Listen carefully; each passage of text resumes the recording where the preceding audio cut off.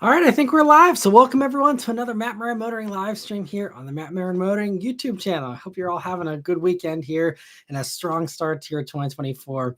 And so thanks so much for tuning in here and hanging out. And so like all the other usual live streams, we're going to go for about 2 hours or so. I will give priority answering to anyone who has a super chat or a super thanks, as well as anyone who's a member there with the green usernames. They also get priority answering. If you would like to also get priority answering, there is a link in the description. You can join that way if you want, and then you'll have that priority answering as well.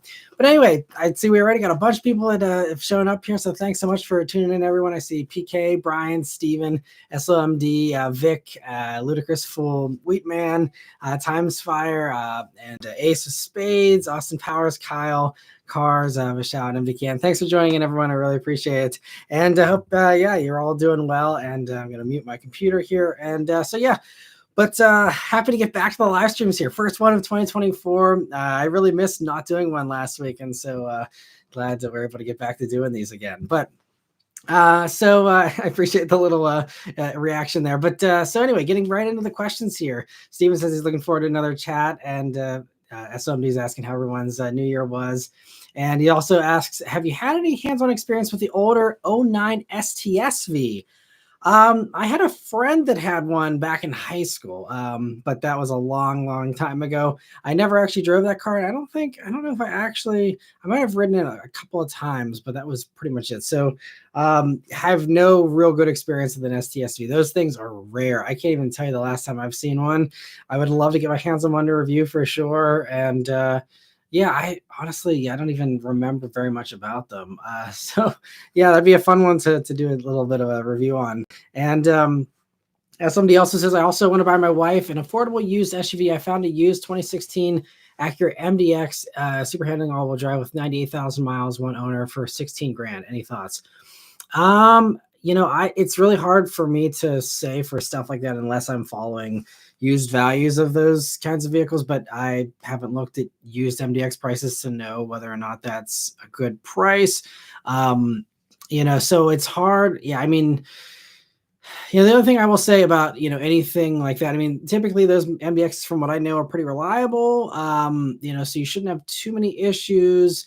Obviously, check out the Carfax, make sure that it's, hasn't had bad servicing or accidents, things like that.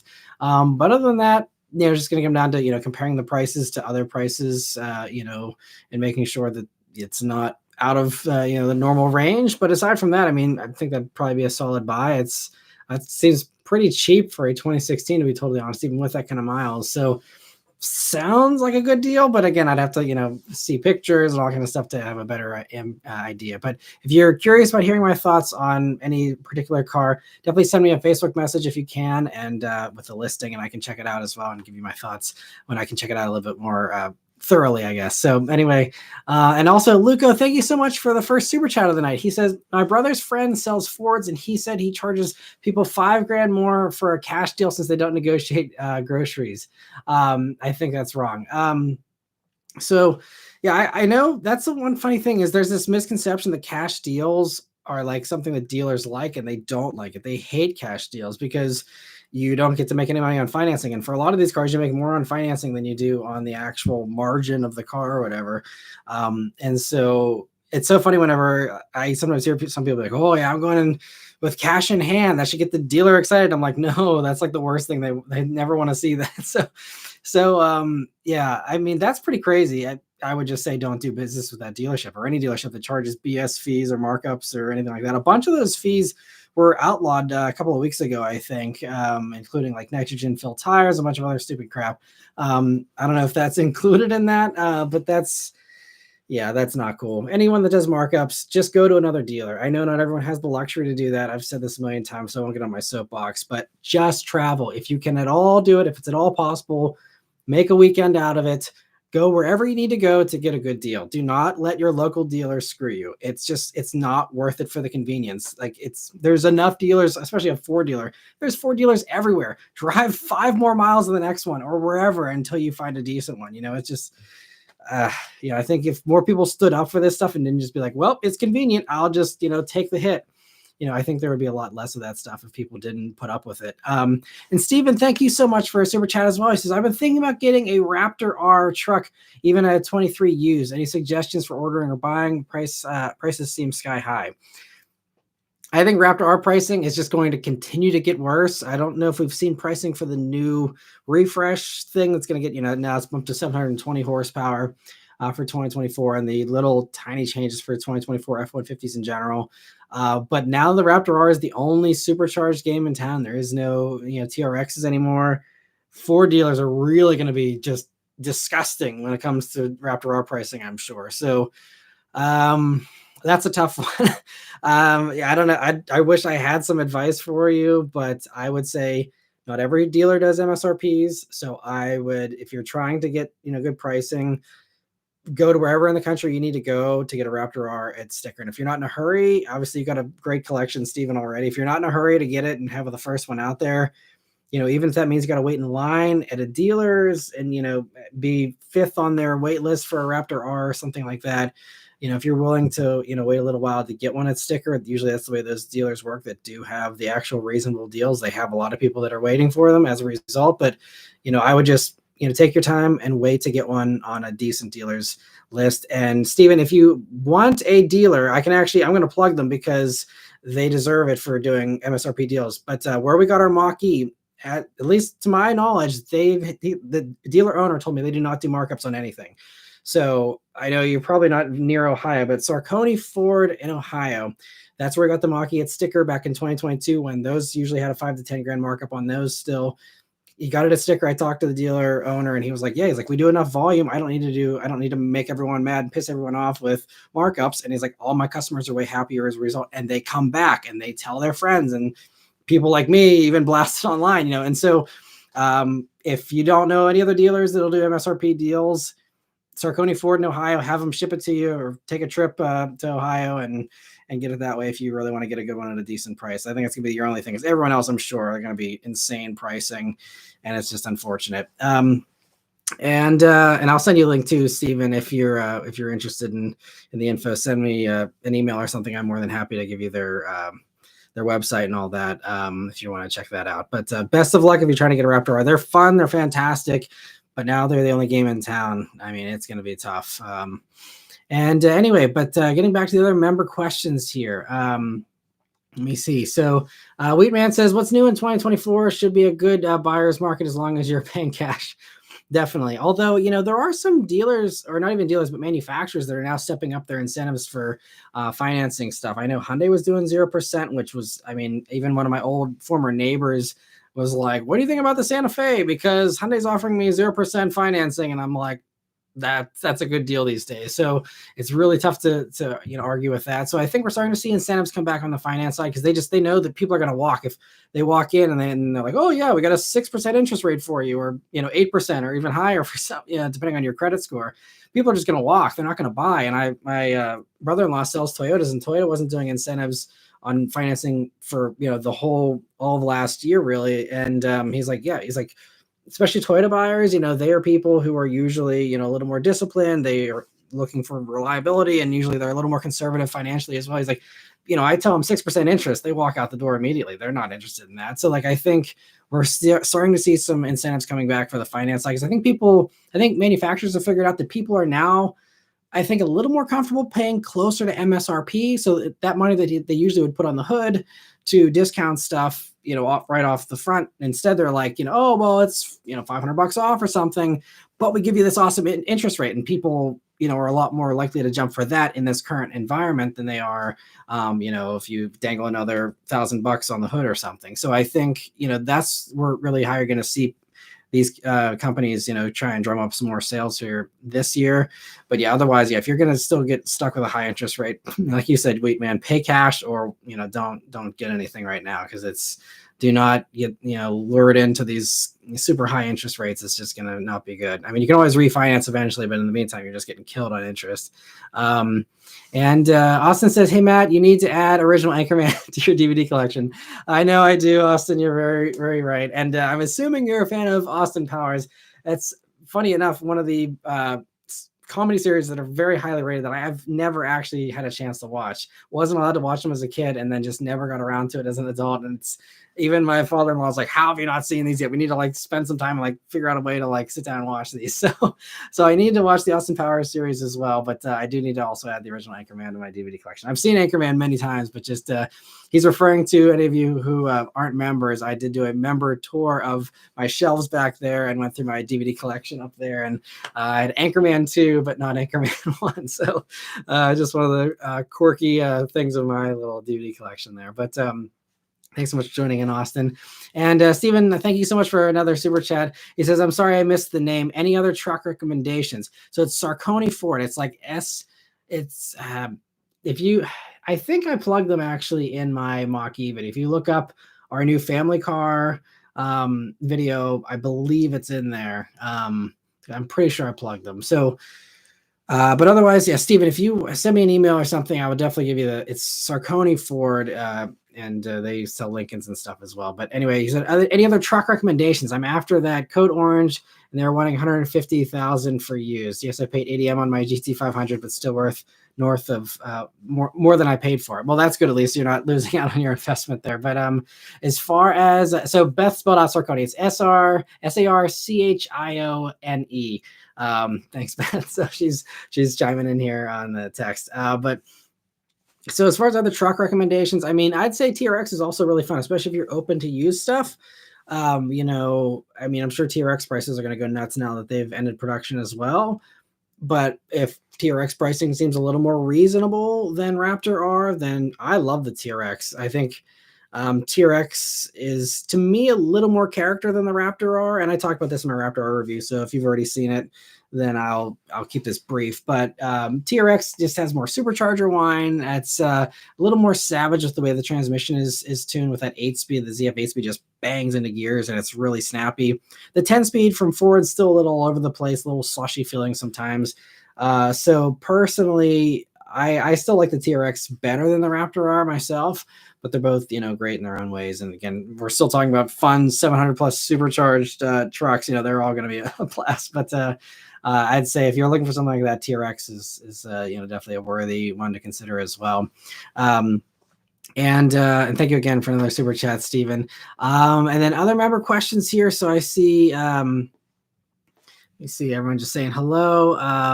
And Justin says, hope your Sunday is going well. It's going well. Thanks for tuning in, Justin. Hope yours is going well too.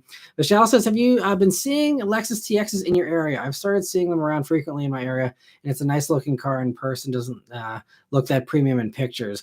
Yeah, I was a little iffy about the front grille, especially in white whenever it first came out, but in the darker colors especially, it looks nice. I have not actually seen any in person outside of the one that I had for a week. So I think they'll, catch on pretty quickly because it's so cheap for what you get, honestly, especially around here.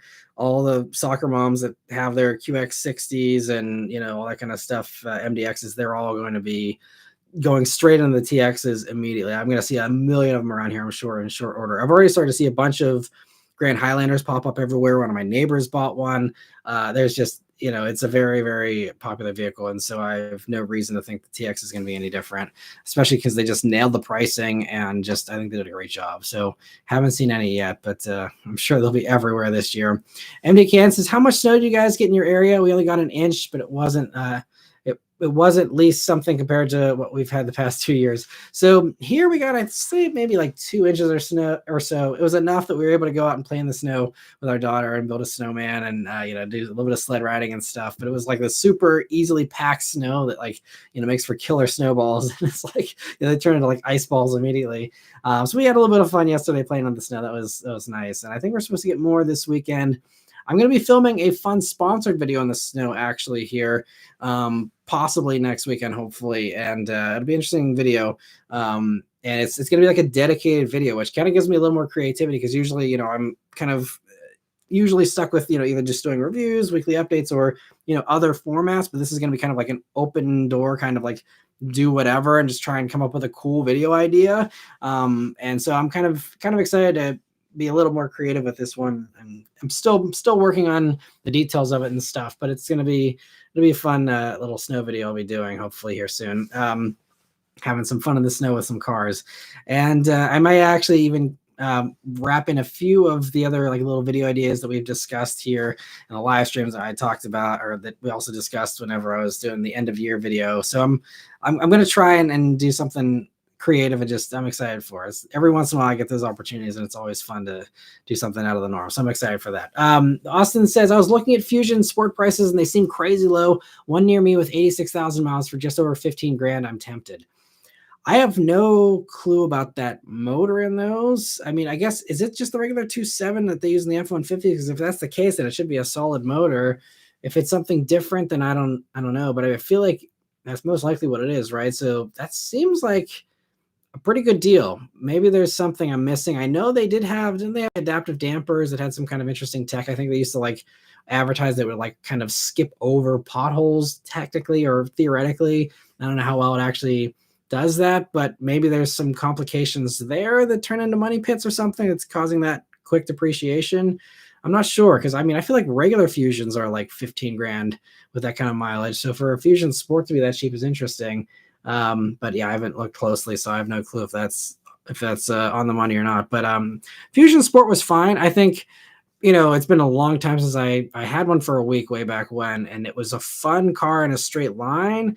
It just, the handling kind of let me down. It wasn't as dynamic as I was hoping it would be. It just felt really heavy and bloated for just a Fusion. The regular Fusion handles great, but that Sport just seemed like it was actually worse handling and for some reason. But other than that, I mean, it still is a good car. And I'm sure it's a good basis for mods. You put some better handling stuff on it, and you put a little tune on it, and I'm sure that thing will fly. So probably a good platform. I don't know enough about them. But I see Trunk Car Guy, thanks so much for joining the club here, and also for gifting 10 memberships. I appreciate the generosity. I'm sure everyone else does as well. And so congrats to everyone that's able to snatch up those memberships. He says, starting the year off with a bang. So thanks so much, Trunk Car Guy. Thanks for joining in here as well. And for becoming a member again as well yourself. I really appreciate the support, and I'm sure everyone else appreciates the generosity as well. So thanks and welcome to the live stream here. Oh, and sorry, Kevin, I missed your super chat here a couple of minutes ago. He says, is the Camry TRD a good car for someone in their 20s? I think it's a great car. Yeah, for anyone, honestly, I think it's a great car, but especially for younger people. I think, my advice, if you're someone who's, just getting into sportier driving and stuff, is to get started with something front-wheel drive, because front-wheel drive or all-wheel drive, but either one of those is, a good way to kind of, I guess cut your teeth a little bit with performance vehicles, and then, work up to rear-wheel drive stuff once you've kind of got a handle on, something that's got a little bit more punch to it and all that. But yeah, Camry TRDs are great. I mean, it handles well. The V6 is bulletproof, so it's not going to beat you up on maintenance costs or anything.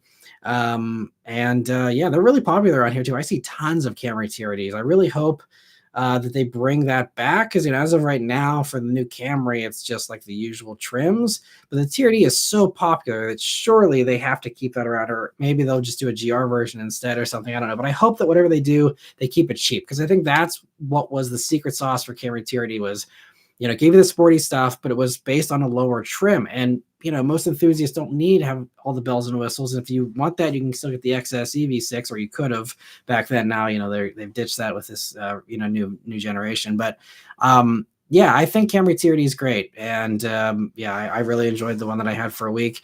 I still don't think, like, for me, it's not like the most sportiest thing. Like, I think, I think I had more fun in the Kia K5 GT and the Sonata GT line, because those things are just burnout machines. TRD Camry is a little more conservative with the way that it deploys the power, and just, you have to rev it out versus the boatloads of torque you get with the turbo motors in the Hyundai and the Kia. The TRD is just still really tight handling. And like I said, just the fact that they kept the price nice and low. I like everything in that segment. They're comfy. They give you, all the space you need and stuff, but still have the sporty side to them. So yeah, I think Camry TRD is a great pick for anyone, honestly, but especially, someone that's, earlier in their driving years. I think that's great. So, thanks so much for the super chat as well, Kevin. And sorry I made you wait a few minutes there. Let me see. So getting back to the member questions once again. So let me see. Where was I? Jay says, a happy new year, everyone. Just finished cleaning up the snow after the storm. Hopefully you didn't get hit too bad up there, Jay. And at least hopefully everyone was able to have some fun on the snow too. I know last night I was hearing someone doing donuts in the distance. And even I think whenever I was out playing with my daughter, I heard people out in the distance doing donuts, and it was like a little reminder of the past of like, if this was a Saturday and I was, pre-family, I would have been out there just, doing donuts and stuff as well. But, new stage of life. I'm now sledding down hills and building snowmans and stuff. And it's so much fun. I wouldn't trade it for the world, but it's, it's every once in a while I'm like, oh, it'd be fun to just go hoon around. And I could always do it late at night or something. But now I'm old and boring and just, sit and binge watch TV late at night instead. So anyway, hopefully none of you guys had too many issues with all the storms that just came through. Justin says, for the person asking about the 2016 MDX, I'd be on the lookout for those transmissions. The 9-speeds can be a bit clunky, and we're fixed in the later years. Awesome. Thanks for the input, Justin. I appreciate that. Yeah, because something I wasn't aware of. I think that the pilots, it's that same ZF 9-speed probably, and I know in those sometimes they're a little slow to shift. And actually, you'll see I'm doing my week with video on the Passport tomorrow, the 2024 Honda Passport. And spoiler alert, the transmission is still the 9-speed and still is a little slow to shift there from, reverse to drive and stuff like that. I'll save my rant on that video on that car for that video, but Passport keeps on trucking with the old stuff here for 2024. So stay tuned for that tomorrow. But Linda says, just saying hi, I'll be back later. I did hear that lots of Ford dealers no longer want to sell EVs. That's a shame, but since sales are falling, the cost to carry them, I can understand why. Yeah, that's, a lot of the dealers just for any brand are just not wanting to do the investment. And, for a lot of them, especially some of these older dealer owners, it's a great time to just punch out and say, you know what, this is a good time to kind of, seal off my profits and, walk away from the business or whatever. And, I can understand that, but, it's like anything else, dealers have to invest in new branding whenever there's new logos and, all those types of things, revitalizing their dealerships every so often. There's all kinds of stuff that dealers have to do. And so I think that, some of them just don't like this because obviously they're not excited about the switch over to EVs, or they're not convinced that it's going to be the future or whatever, the opinions are. But, I think it's just going to be the cost of doing business eventually. Because I think that the EVs, I know, again, everyone's got different opinions, but I think that they are here to stay. I don't think it's going to be the technology to last for the rest of time, but I think that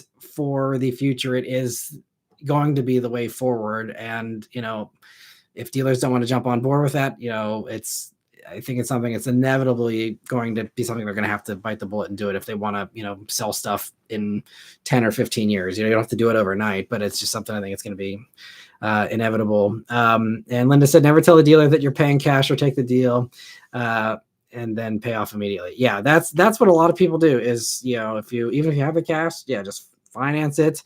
Sometimes you get extra incentives if you finance as well, and then just pay it off immediately, and you're good. Jay says, my uncle bought a 2020 MDX A-Spec with 20,000 miles for 40 grand in 2022. Well, so then I guess 2016 with higher miles, maybe 16 grand is a pretty good deal then. And MD Can says, I got my KN with a 6% rate. It sucks with those interest rates being high. I see Bill's also saying went from 1.9 to 5.9. So that sucked, by the way. It's crazy, these interest rates. It's like I said, I just, if you could avoid buying a car, absolutely, I would just hold out or wait until you can get a better rate, or someone's willing to, twist the numbers to make a deal and, give you a better rate that way. But Super Steve says, hey, Matt, do you think the Venza was always a placeholder for the Crown Signia as it's sold as Harrier in other markets, or did they think it would be sold for a while but then had sudden plan changes? I don't know. Venza is kind of a mystery to me because, it's like, they bring back the name and they only keep it around for a few years. And then it's like, you're right. Like, was it just a placeholder? But the thing to me is like, it is so close to RAV4 that, it wasn't really serving a place as a placeholder anyway, because there was no upsell. There was, it was just different styling.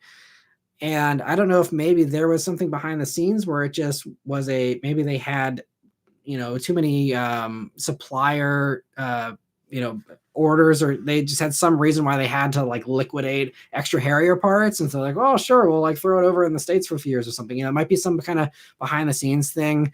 We're like, hey, well, if you bump up to, an extra 50,000 headlights or something, we'll give you a cheaper rate. And so they're like, all right, well, let's, put something together here, for the States or whatever. I don't know if it was something like that. Because yeah, like I said, there was no upside really, for Venza. I mean, my Venza review, and you can watch it. I mean, my takeaway from the Venza was that it's a more relaxed, tuned RAV4, and it's for someone who doesn't want the rugged styling, someone who doesn't want the rugged interior styling. It had a few new features. It was a little more high tech. But I think to me, it was just like it drove differently than a RAV4 because it was softer than a RAV4. And so for someone that, just wanted a smoother riding RAV4 and didn't need the rugged stuff, I think, it was that, but that's such a niche of a niche. Even with a vehicle like a RAV4 that sells, 400,000 units a year or whatever, it was just, it was tough. So, I mean, I don't think that Venza was there with the plan of Crown Signia all along. I just think that, they tried Venza thinking, hey, maybe this would work, and then realized probably really quickly that this wasn't going to work and that they needed to do something real in the midsize SUV segment if they wanted to compete in that, two-row midsize segment. And then I think that's when, it lined up with all the Crown stuff coming down the pipeline. And I guess that's probably when they decided to, work that in that way. But yeah, because it's possible. I mean, it could have been that it was a placeholder, but I just feel like if that was a placeholder, it was a bad placeholder. They could have just hacked 6 inches off a Highlander like Honda did with the Pilot and, phoned it in that way if they wanted to, and they didn't. So yeah, I don't know. Venza's still something that, I think about every once in a while. And because my neighbor actually has one right across the street. He really loves it, but I see Venzas every day. And so now it just makes me think about him a little more, and it's still a mystery to me. He likes it. And like I said, it was a nice vehicle.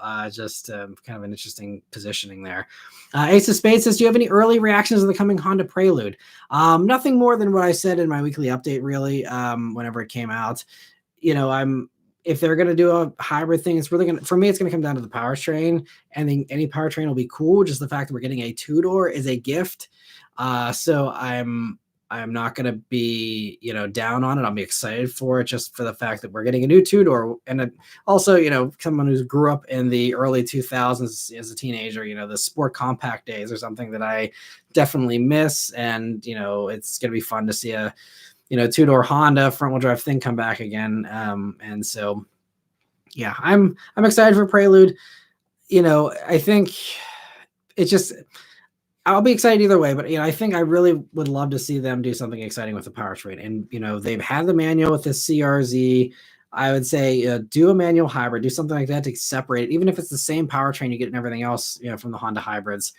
Pair it up to a manual or do something to keep it exciting. If it's just a phoned-in powertrain, that's fine, but I think they have an opportunity here to really make some waves with minimal investment, I would say. And so I hope that they do take that route. But again, that's the fact that they've somehow managed to approve a two-door coupe for production is a shocker to me. And so I'm just excited, to see that. And I think they confirmed it for production, right? Because I think they basically said, it looks so close to production, there's no way it's not getting produced, I don't think. But I guess it isn't a given yet. I don't know if it's been guaranteed. I guess we'll see what happens, this year, because I feel like it's so close that if something's going to happen, it'll happen this year. So we'll see. And glad to see, Stephen, that the comments helped you there. Dom says, hello, Matt. I hope you and the fam are having a wonderful year. Yeah, thank you. Been a good year so far here. You're getting off to a good start, and hopefully it continues to be good. Hopefully it's a good year so far for you as well, Dom. Steven says, we're about to get 14 inches here in West Central Illinois. Whew, well, that is going to be quite the job to dig out of. That's going to be crazy. So best of luck with that, and maybe run out and buy that TRX to have fun. Buy it now to have fun in the snow here this week, but that's gonna be crazy. Two says, hey guys, sorry I'm late. Karate Chop guy is sleeping. I was warned not to wake him. Thanks for joining in too. Two's always got the jokes and keeping us laughing here in the live stream, so thanks for joining in too, and hope your 2024 is off to a good start as well. Let me see. So Two also says, reloaded the questions here. He says, also the BBC sent us a cease and desist letter to stop using some say. Funny how BBC could find the basement, but not the FBI. So we'll do it this way. It's, I think did Grand Tour actually use the some say thing? Maybe they weren't allowed to use that. I guess because they didn't really have a Stig anyway. But I feel like I heard them mention it once or twice in the beginning of the Grand Tour, and it was like them trying to play around with the BBC to see if they would actually, do something about it. And I see everyone being thankful for the memberships. Steven says, like, share, and subscribe for our buddy Matt. I just sent email to my son who didn't sell his Bullet. Nice. Well, it's good that, you're or who didn't sell his Bullet. I know you sold your Bullet, Steven, but did your son have one as well? Maybe I missed that. Anyway, definitely best of luck to you there if you're going to try and go for the Raptor R or the TRX. Both are awesome. And T says, Kyle says the idea of overhead cams makes him sick and that Ricky Bobby was inspired by him. No, he's not the karate chop guy, but he is the American Cousin Chevy 01 fan. Super Steve says the Fusion Sport, since the V6 is transversely mounted, might have expensive water pump replacement as its timing chain is driven like the Taurus. Thank you for the great insight, Super Steve. This is awesome. I'm so glad to see people chiming in, filling in the blanks here for my lack of knowledge in these things. So thank you so much. That's great to hear, and definitely makes sense. That would probably be a pain, and certainly would explain probably the quicker depreciation there. Austin, Fusion Titanium all-wheel drive. I mean, I think the all-wheel drive, and especially that Turbo 4 is a solid motor. There's also some tuning. I believe that's the same 2-liter you get in like the in the Focus, right? I think it's the same one. I mean, there's people that tune Fusions for sure, and I mean, I'm sure again, like any other turbo motor, should be pretty stout. And that motor, anecdotal evidence, but my aunt had that motor in an Escape, and she went, I think, like 160,000 miles before the turbo went, and I think it was actually covered under a recall or something. So she, I believe, got a new turbo for free.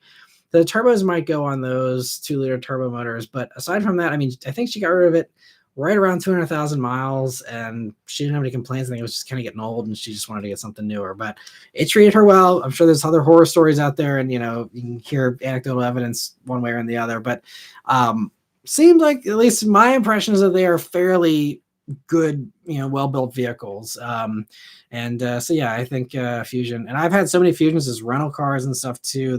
I've always loved them. They're comfortable. They handle great. I always thought they look great. I still think they look great to this day. They're spacious. They seem like they're really good cars. They're kind of underappreciated, in my opinion, honestly. Let me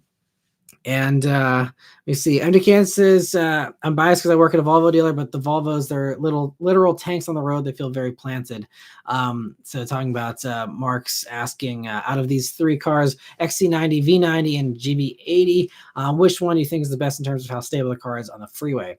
Volvos are definitely very stable, safe vehicles. I mean, if stability is what you're looking for, I mean, that sounds right. It's right up Volvo's alley, is safety and all that. I mean, I will say GB80 is also a tank. I mean, that thing rolls very solidly down the road. I mean, it's got big heavy doors. I mean, everything is very solid and substantial in the GB80 as well.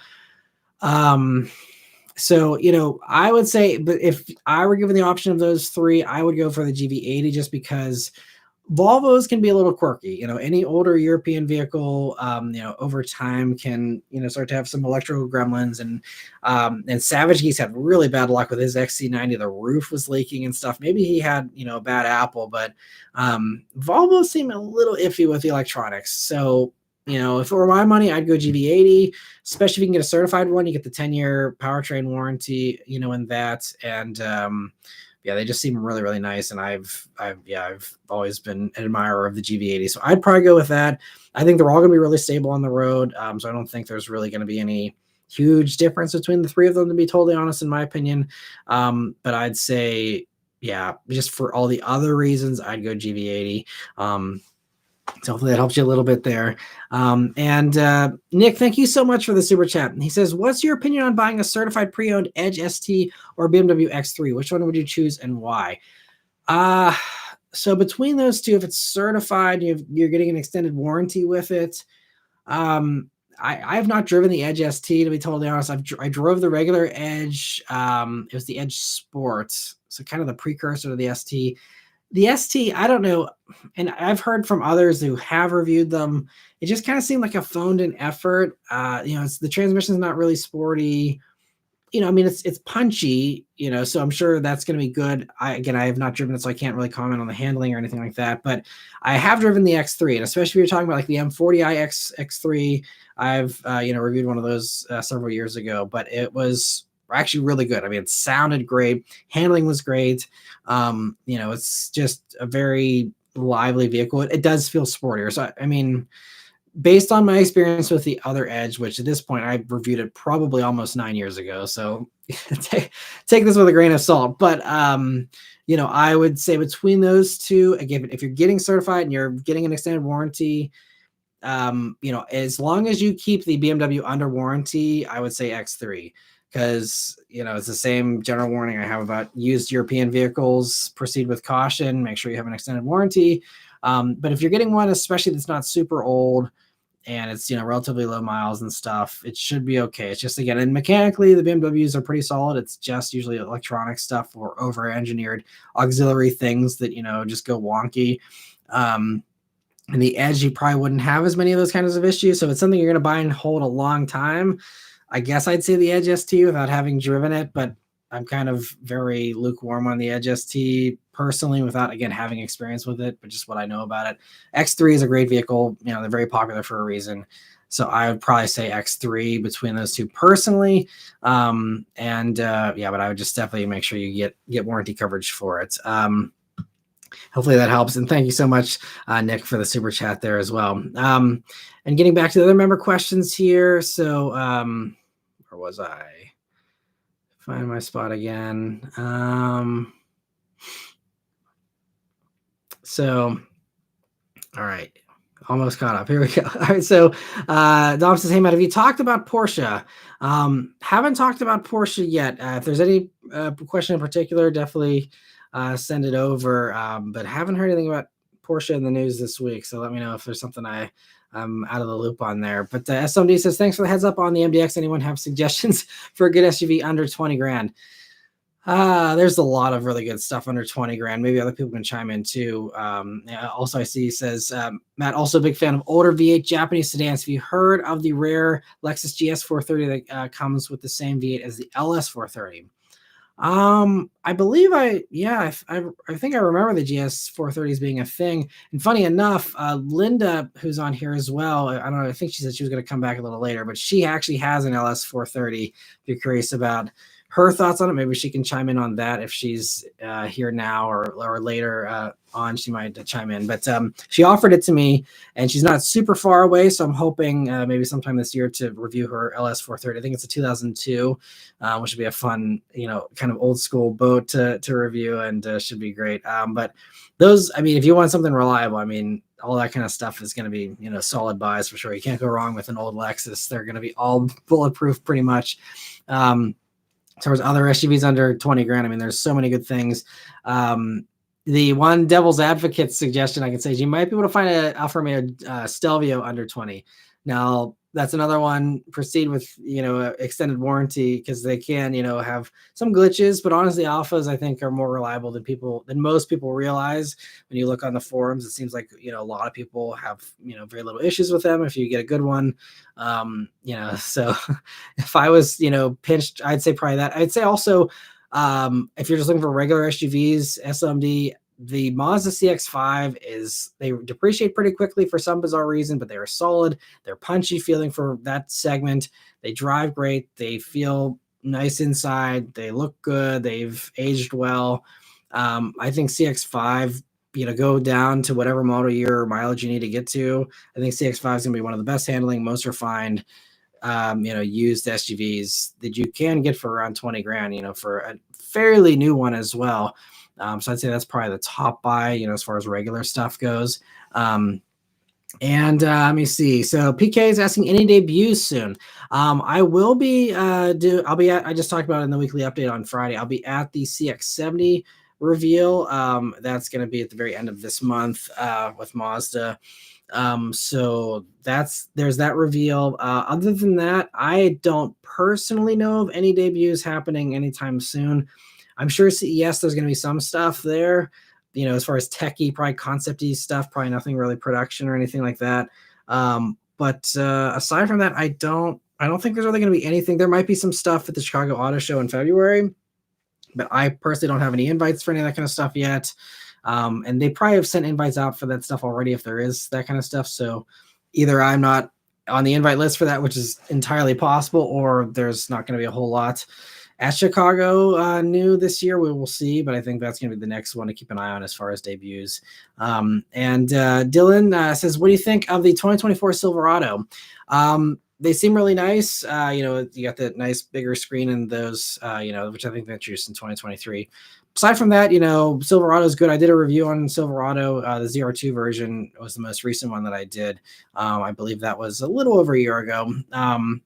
Or actually, I think almost exactly a year ago. So check that out if you're curious about my thoughts on a Silverado. They're solid vehicles, though, for sure. And, there's a reason why it's, one of the top selling vehicles in the country. They are pretty reliable, pretty, comfy and stuff. I don't think it's my favorite in the segment. I still think F-150 does some things a little bit better. I think Ram is still the most luxurious one in my opinion, but Silverado still is really nice. And now with that bigger screen, certainly has kind of caught up with the pack, I think, a little bit. And Vishal says, I've been seeing Fisker Oceans on the road too. Very interesting vehicle. Nice. You must be in California, I think, or I know that they're starting to sell them in, I think, Florida as well, right? I have not seen any, but I think actually, you know what? I take that back. When I was in San Diego for, what was I in San Diego for just like 2 months ago? Actually, no, it was whenever I was doing the Blazer drive. Yeah, just in December there, I saw one for the first time. And I was like, whoa, there's a Fisker Ocean, but it was like passing on the other side of the highway, and that's all I saw of it. But I wish them all the best. We will see what happens with the Fisker. But I'm hoping that's, I mean, be great. The more competition, the better, but I am not holding my breath for Fisker to make it, unfortunately. PK says, why do you think Stellantis sales are down? I haven't seen the numbers for Stellantis for last year. It sounded like most companies were up. I think for Ram, part of it could just be the fact that, they had kind of a staler truck with, the more recent refresh of the F-150. And again, Silverado getting the bigger screen for 2023. I think Ram was already out in front because they had the huge screen from ever since 2019 or whatever. But I think that, that's, the Ram just wasn't the most exciting one as a result because it's just been around for a little while here. So I think, with this, new version here for 2025, I think that should help perk up their sales a little bit. I think other Stellantis stuff, I think some of it might be the markups on some of the things. I mean, I've been hearing, markups on Chargers and Challengers now. They've done, been done with production. And even, now we're starting to see deals on Wagoneers and Grand Wagoneers whenever those were marked up last year, So I think there's just, some shuffling around with dealers having to figure out, okay, well, what can we get away with markups and what can't we?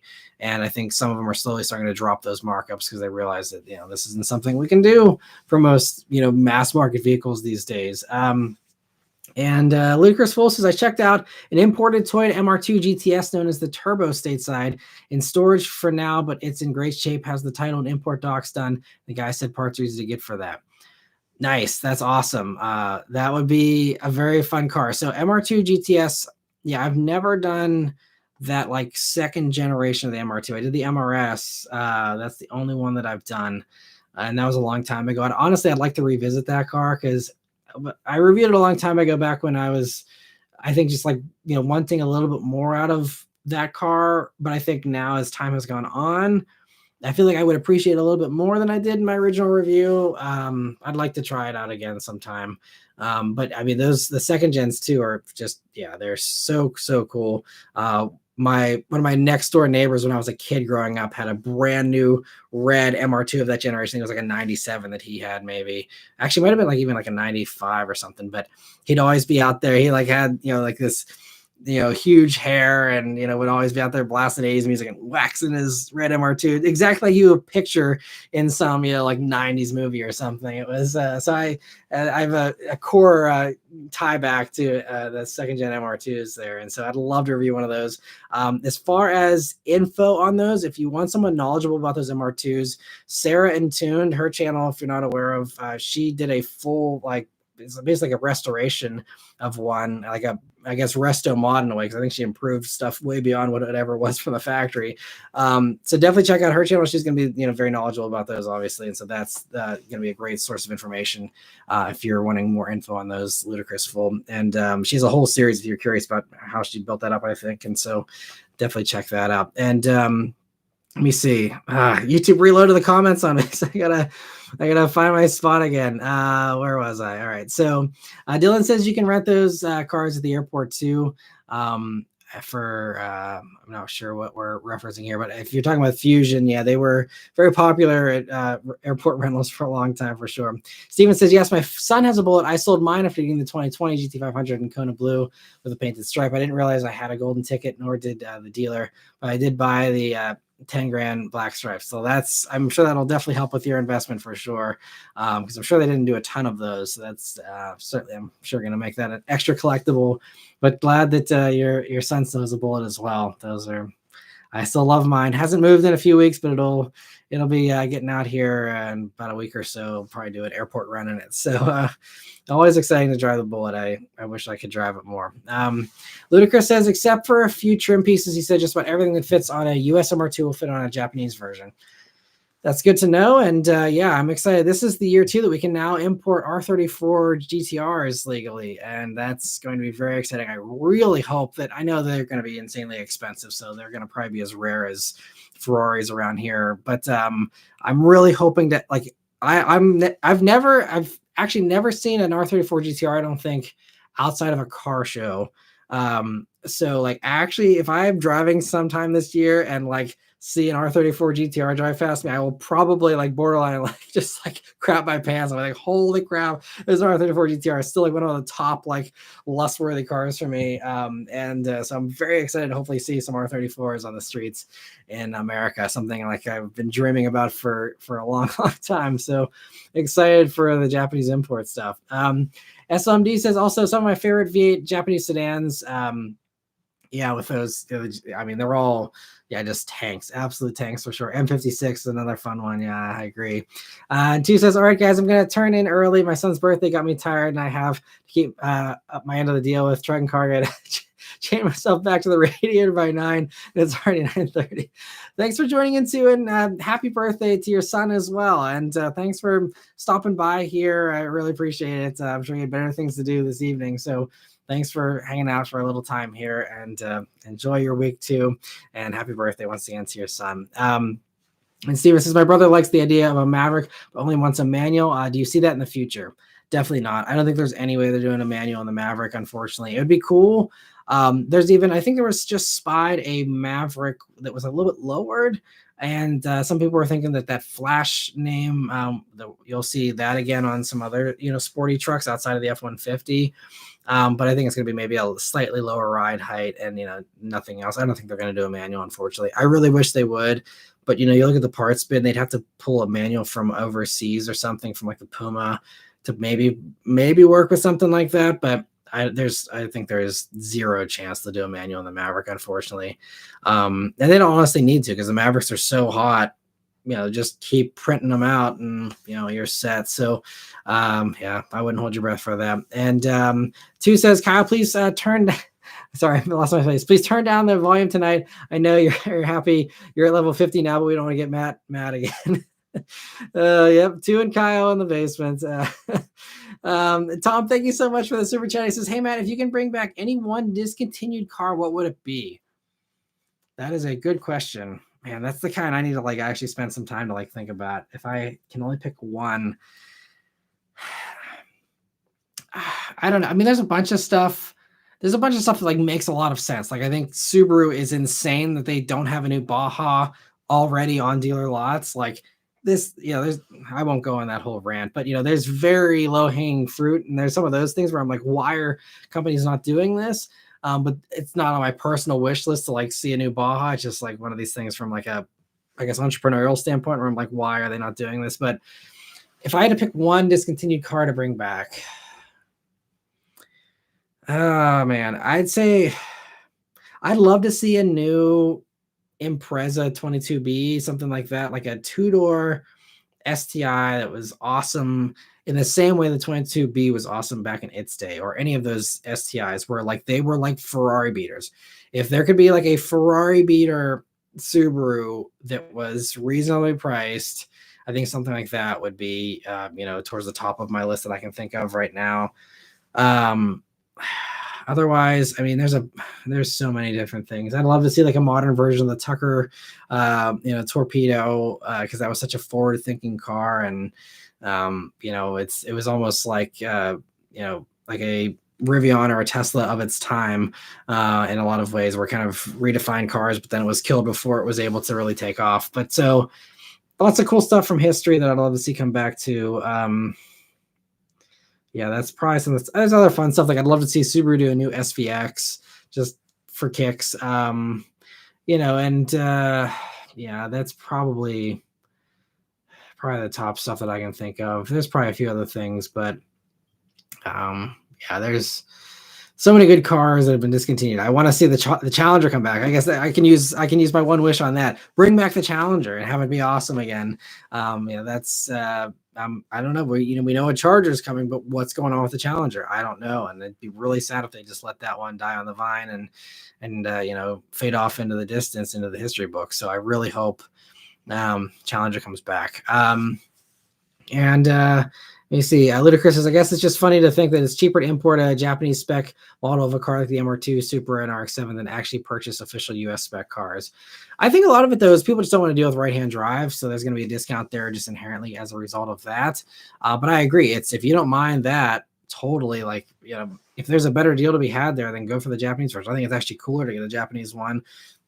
Excuse me. And honestly, right-hand drive is not as bad as, I mean, I haven't lived with a right-hand drive car for a very long time, but I reviewed an R32 GTR with right-hand drive, and I drove a right-hand drive car in the UK, but that's a little easier. But I mean, the R32 Skyline, it was fine. I mean, you'd be amazed how fast you learn shifting with your left hand, and even if I believe the turn signals are swapped and stuff, there's that kind of stuff is easy to get used to. The only tricky stuff is like toll booths, which are kind of a thing of the past these days with an actual physical interaction, since everything is like easy passes and all that kind of stuff these days. So really the only problem is drive-throughs, for if you're getting food. But I know a lot of people just use those like grabber reach tools, to reach high stuff. Just use one of those to do that, or have a passenger, if you have have that readily available. But aside from those minor inconveniences, totally right-hand drive cars are awesome. I would own one in a heartbeat if it fit what I was looking for. And Dom says Porsche is cutting out dealers allegedly. Interesting. I have not heard that. I mean, I can't say I'm surprised, especially with the crap Porsche dealers are, some of the worst with markups and stuff like that. So interesting. I mean, I've said it a million times. So again, I'll keep this brief, but I don't know why dealers think that manufacturers like them, because they're the middleman. Like the manufacturers lose money, and they have all the crap of, are these people going to actually represent our brand correctly? Are they going to, do a good job in any way? Or are they just going to, be uninformed and annoy people with markups and just, be slimy, which again is not all dealers. I have friends that own dealerships. I have friends that sell cars. I'm not, trying to trash talk dealers and, salesmen, but unfortunately it seems like that is, at least the majority that gets the publicity is, just the bad stuff primarily. I mean, I know of good Porsche dealers, but I know most of them, I'm sure, probably are, sharks that are out to, get as much money as they can out of people. So totally makes sense. And I wish every manufacturer all the best cutting loose the dealers. I think that's why you're seeing these new, divisions, with Ford having the Ford Blue, I think is like the electric side of Ford, to try and weasel their way out of the dealer agreements. And, you're seeing, like Honda's now got this thing with Sony of this new Afilo brand or whatever that I think is still happening. We haven't heard about that in over a year, but, and just everyone getting creative with hey, let's make a new sub brand, or let's do different things. Like Hyundai is this year going to be selling cars on Amazon, still facilitated through the dealer, but everything, including finance stuff, will be done on Amazon. And that's another, I mean, everyone's banging their head against the wall. How can we get out of these dealers?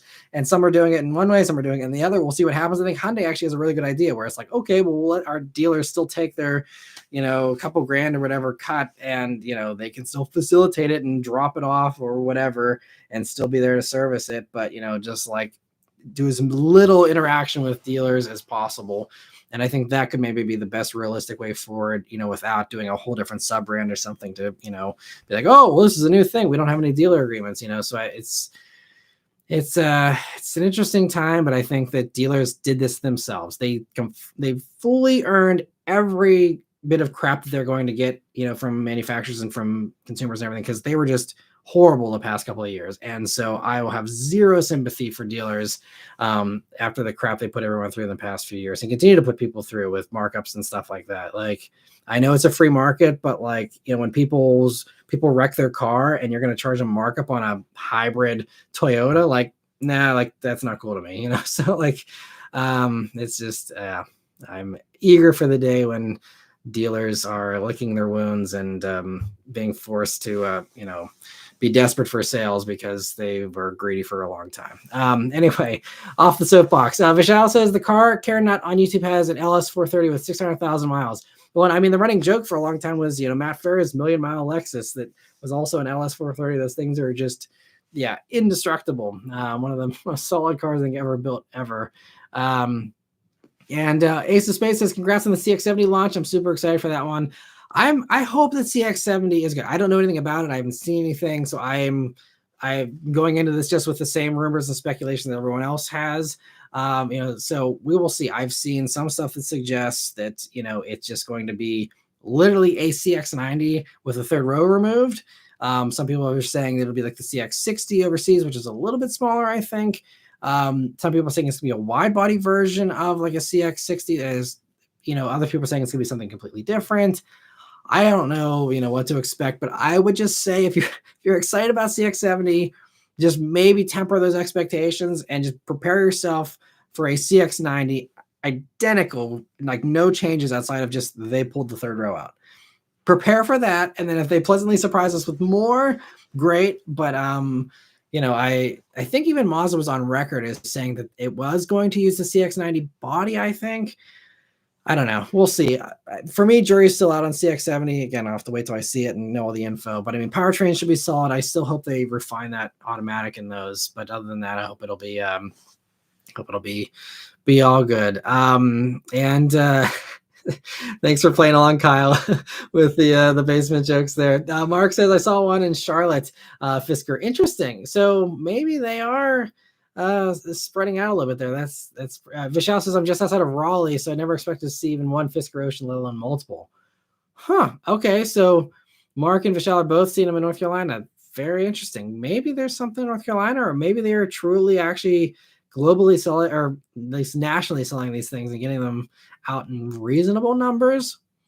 I will let you guys know when I see a Fisker Ocean here in Pittsburgh. I think it's gonna be a long time. Supposedly someone spotted the first Cybertruck in Pittsburgh this past week. I didn't see it, but I was apparently like on all the Pittsburgh Facebook pages and stuff that there is someone in Pittsburgh with a Cybertruck. So that'll be a sight to see and something I will stay far away from whenever I see it, because I don't think that'll be a very forgiving vehicle to run into. But anyway, so interesting about the Fiskers. So thanks for the input, guys, because I didn't know that they were being sold honestly outside of California, really. SLMD said I found a 2018 X3 M40i with 123,000 miles, one owner for 19 grand. Thanks for the suggestion on the CX5. Yeah, so that's high. I mean, that is definitely high miles for an X3, especially the M40i version. I mean, it could probably be fine mechanically if it has a spotless maintenance record, and you're brave again with, I don't know if anyone would even do an extended warranty, honestly, at that point, but if it looks like it is like meticulously maintained, if it's one owner, I mean, maybe that would be okay, but I'd say that's a gamble for sure. I mean, there are some people that do have high mileage BMWs, so it's not like they can't do it. But I know a lot of people say, stuff starts breaking and you just got to fix a lot of stuff at that point. CX5, you're not going to have any of those issues most likely. So it might be a better, safer bet, if you are looking for something that's, not going to beat you up too much on maintenance costs. Steven says, I sent a contact to that dealership and I said I was referred by you. Well, awesome. Thanks so much for that, Steven. The funny thing is that dealer, they don't even know who I am. I went in kind of as, I didn't like try and go in with any kind of you know, I didn't need to like, you know, say, oh, well, I'm going to like give a shout out. Cause I think I just gave a shout out just on Instagram just to be nice, but there was no special deal. Like that was kind of the ultimate test too. Is I just want to be like, hey, like, let's see how they treat me. And I'm just going to like, you know, not, you know, be like, oh, well, I'm going to like write a thing about this. I think I told the salesman that I was going to complain about how it took so long to get the Mach-E, but I told him like, that's not the dealer's fault. That's Ford's fault. So he's like, yeah, well, you know, as long as you're not, you know, upset at us, if there's anything we can do for you, let us know. I'm like, oh no, like, I mean, you guys were great. It was just Ford that dropped the ball with, you know, making us wait 9 months for our Mach-E. You know, but yeah, they're great. So I'm happy you're able to send a message. But yeah, if you use my name, they probably won't know who I am. But you know, just to say you heard that they do MSRP stuff, and hopefully they'll treat you well. Like I said, the owner was super nice, super down to earth, cool guy, and so that's why I recommend them.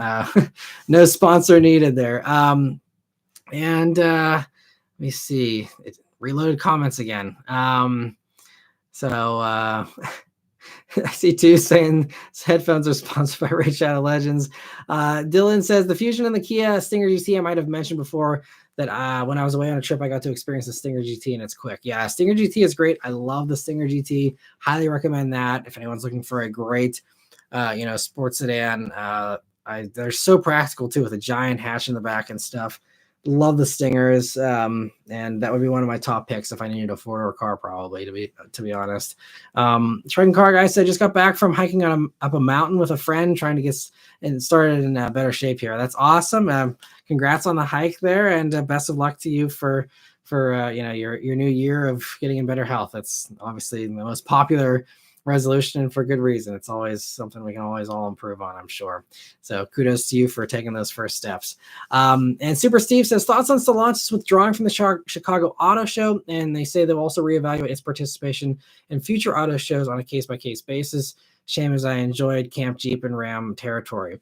Yeah, I think, you know, I guess, you know, with Stellantis, it was a little different because, again, there was those demonstrator abilities, but I think for the average car company, auto shows just, you know, quit making sense.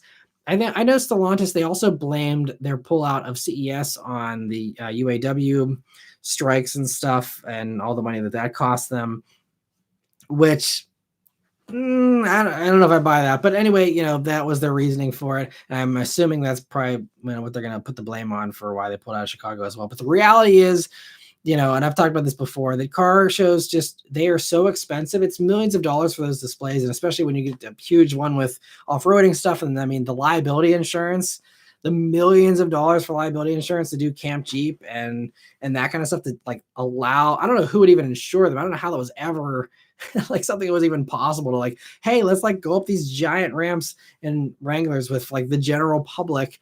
But they let them do that, you know? So, I mean, I can't imagine the insurance bill for that, plus setting it all up. And that, I mean, it's millions and probably tens of millions of dollars to do that stuff versus, you know, going to or having dealers just bring cars to the local little regional auto shows. And then otherwise, if you want to get your big publicity, you know, for the journalists and stuff, you fly us all to, you know, some central location. And I mean, it's way cheaper. And that's why the car companies dropped car shows because, you know, for them, it's about the media days primarily. You know, they can do a cheaper little display for, you know, the regional stuff and just, you know, again, phone that into the dealers instead. So like, if it's for the media people, it's cheaper to just fly the media people to a thing, have the entire day for just your coverage, your embargo, and have the whole day to yourself versus trying to compete and say who's best in show and you know, having the thunder stolen from you from somebody else and stuff. It's just a losing thing for them with auto shows, unfortunately. And I'm assuming Stellantis just finally got to the point where they're like, yes, we like doing these customer interaction things, but like it's not, I guess, enough for them. Or maybe they just think they have enough momentum now with Jeep and stuff. They don't need to sell people on Wranglers anymore. You know, they have those that built-in you know, credibility now that people just know that they don't need to be shown that. And so it's just one of these things that maybe they just figure they can kind of coast now a little bit with their Jeep marketing and save some money there. And again, they just realize that it doesn't make sense, you know, financially to do car shows anymore, unfortunately. And let me see. Dylan says the Chevy S10 is and will always be a legend. That was GM's best-selling midsize truck. Yeah, it's I'd like to see a smaller truck from GM, and that is something there was rumors, I think it was last year, that there is supposedly being focus grouped two different versions of a Chevy truck. Apparently one, I believe they said, was either a two-door or was something really like low slung, like El Camino is kind of what I was getting as far as vibe, based off the description. Or they were going to do like a basic copy and paste Maverick kind of thing. And I think either one of those would be great, because I think obviously we see how popular Maverick is. And I'm surprised we don't have a response from Chevy and Ram already, but I think that Chevy's probably got to be scrambling to do a Maverick competitor. And I think it'd be cool to see the S10 name come back, especially if it's going to be a four-door. I think El Camino, might be something that would be a little bit more of a marketing challenge. So I think bringing S10 back would be a really cool thing. So there might be some hope for you, Dylan, if it's something you'd like to see a new S10. That may happen. We'll see. And Saturday Jones says obscure car but look good on paper. Buick Verano Turbo seemed interesting when it came out. 250 horsepower, 260 pound-feet of torque, and a compact car. Most of the big YouTubers at the time did the base engine. And I've never actually experienced a Verano, but you are right. I can't remember when I came across it, but I came across, like, I was doing research on another car, and like somehow Verano came up, and I was like, holy crap, like, yeah, these things like seem really promising. It's one of those cars that got no publicity for some reason. I guess I was probably reviewing cars when it came out, but I certainly never had any access to one in a press fleet, never had one offered to me. And those seemed like they were really rare. So I think it was probably just even tough to track down on a dealer lot. And I was just, at that point in time, I was, just doing all the basic enthusiast stuff. So I want to cover those types of things instead of like the more niche stuff. But yeah, I mean, I'm sure they're super rare, but I would love to try out one of those. It sounds, on paper, you're right, really good. I don't know, was it just like Cobalt SS powertrain kind of, or I don't even remember what was in that. I'd have to do some research on it. But I remember though, like putting up some good numbers. I'm like, why was this not like a bigger deal back in, whenever it was out? I don't know. I mean, I guess it was a Buick, and we're talking again like 10 years ago from a Buick. So it probably just was not on anybody's radar, and everyone who was an enthusiast went for a Regal S or Regal GS. But yeah, seems promising. I'm right there with you. I would love to try one out, and it's one of those ones that should have done better, in my opinion. I guess, it's probably the same mistake that GM makes with all their good performance vehicles, is they just don't market them. So no one knew that the Verano Turbo existed. Even like I said myself, I know very little about it as someone who does this for his job. So I feel like, they never market the stuff. They never marketed the Camaro. The Chevy SS never got marketed. I know the SS was like a designed failure, that they deliberately wanted it to like stay low with the sales, because they just needed to like fill a certain quota and not do anything more than that. But still, it's just like so many good GM vehicles that just don't get the limelight that they deserve. And it's GM's own fault, because they just don't spend the marketing money on it. It's crazy. So yeah, thanks for bringing up the Verano, though. It's a car that I think deserves some more limelight, and I'm hoping maybe someday I'll be able to get a chance to cover it. That would be awesome. But Stud Muffin, thank you so much for the super chat. He says, a lot of models have been discontinued for GM in recent years. Do you feel as though Mary Barra has been a disappointment as a CEO?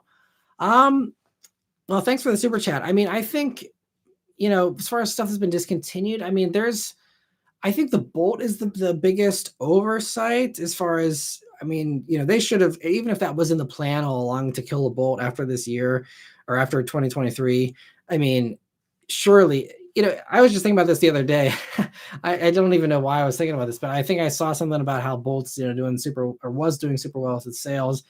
And, yes, if I was CEO and I saw how popular it was, yes, the profit margin might be in those trucks, but with all that Ultium stuff being so problematic, I mean, there's a stop sale right now on Blazer EV because the software is just a complete basket case, apparently. I mean, thankfully, the press cars we were in were fine and they were solid. And so that's why, I was totally fine with it in my review, and I didn't have any complaints because I didn't know that was an issue.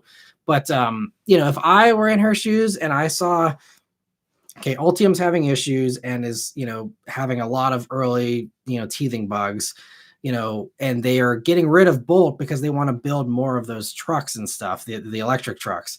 But it's like, the Lightning's already kind of fizzling out a little bit. I mean, I think that's also an overblown thing. Everyone's jumping on, oh, it's a failure.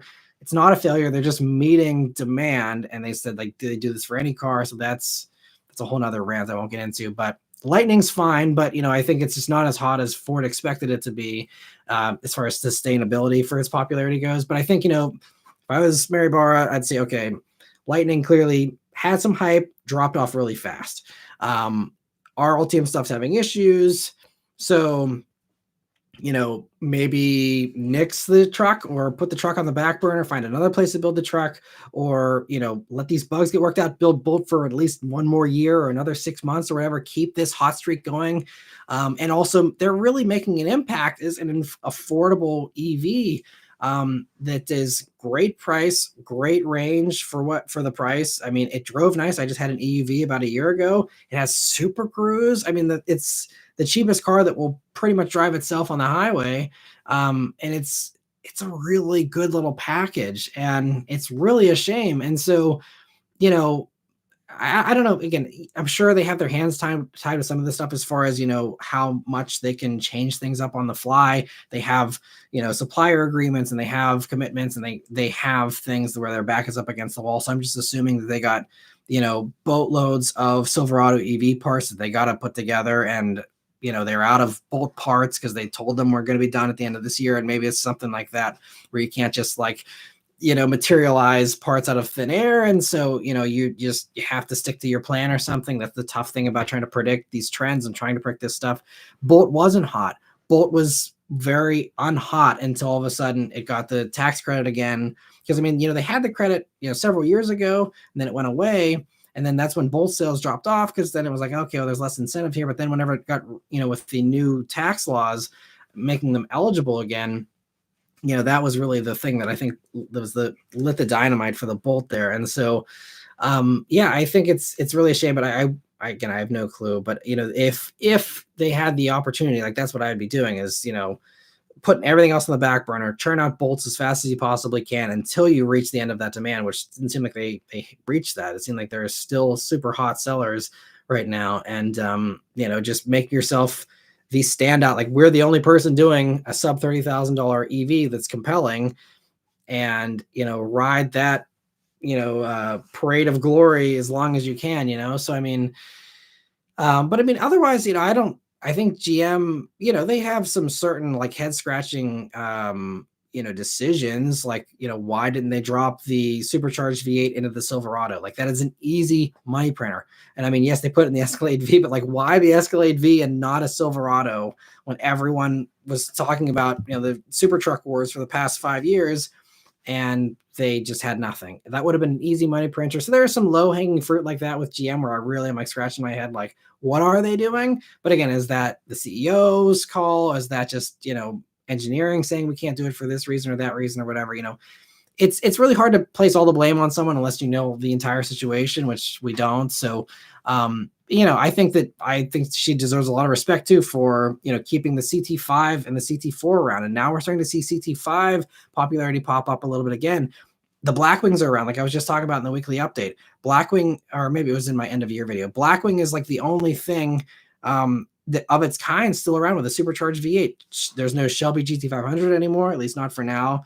There's no more Hellcats, but guess what's around still? The Blackwings, at least for now. And we got the Escalade V and stuff, so there's a lot still going really hot at GM. And the Blackwings are fantastic.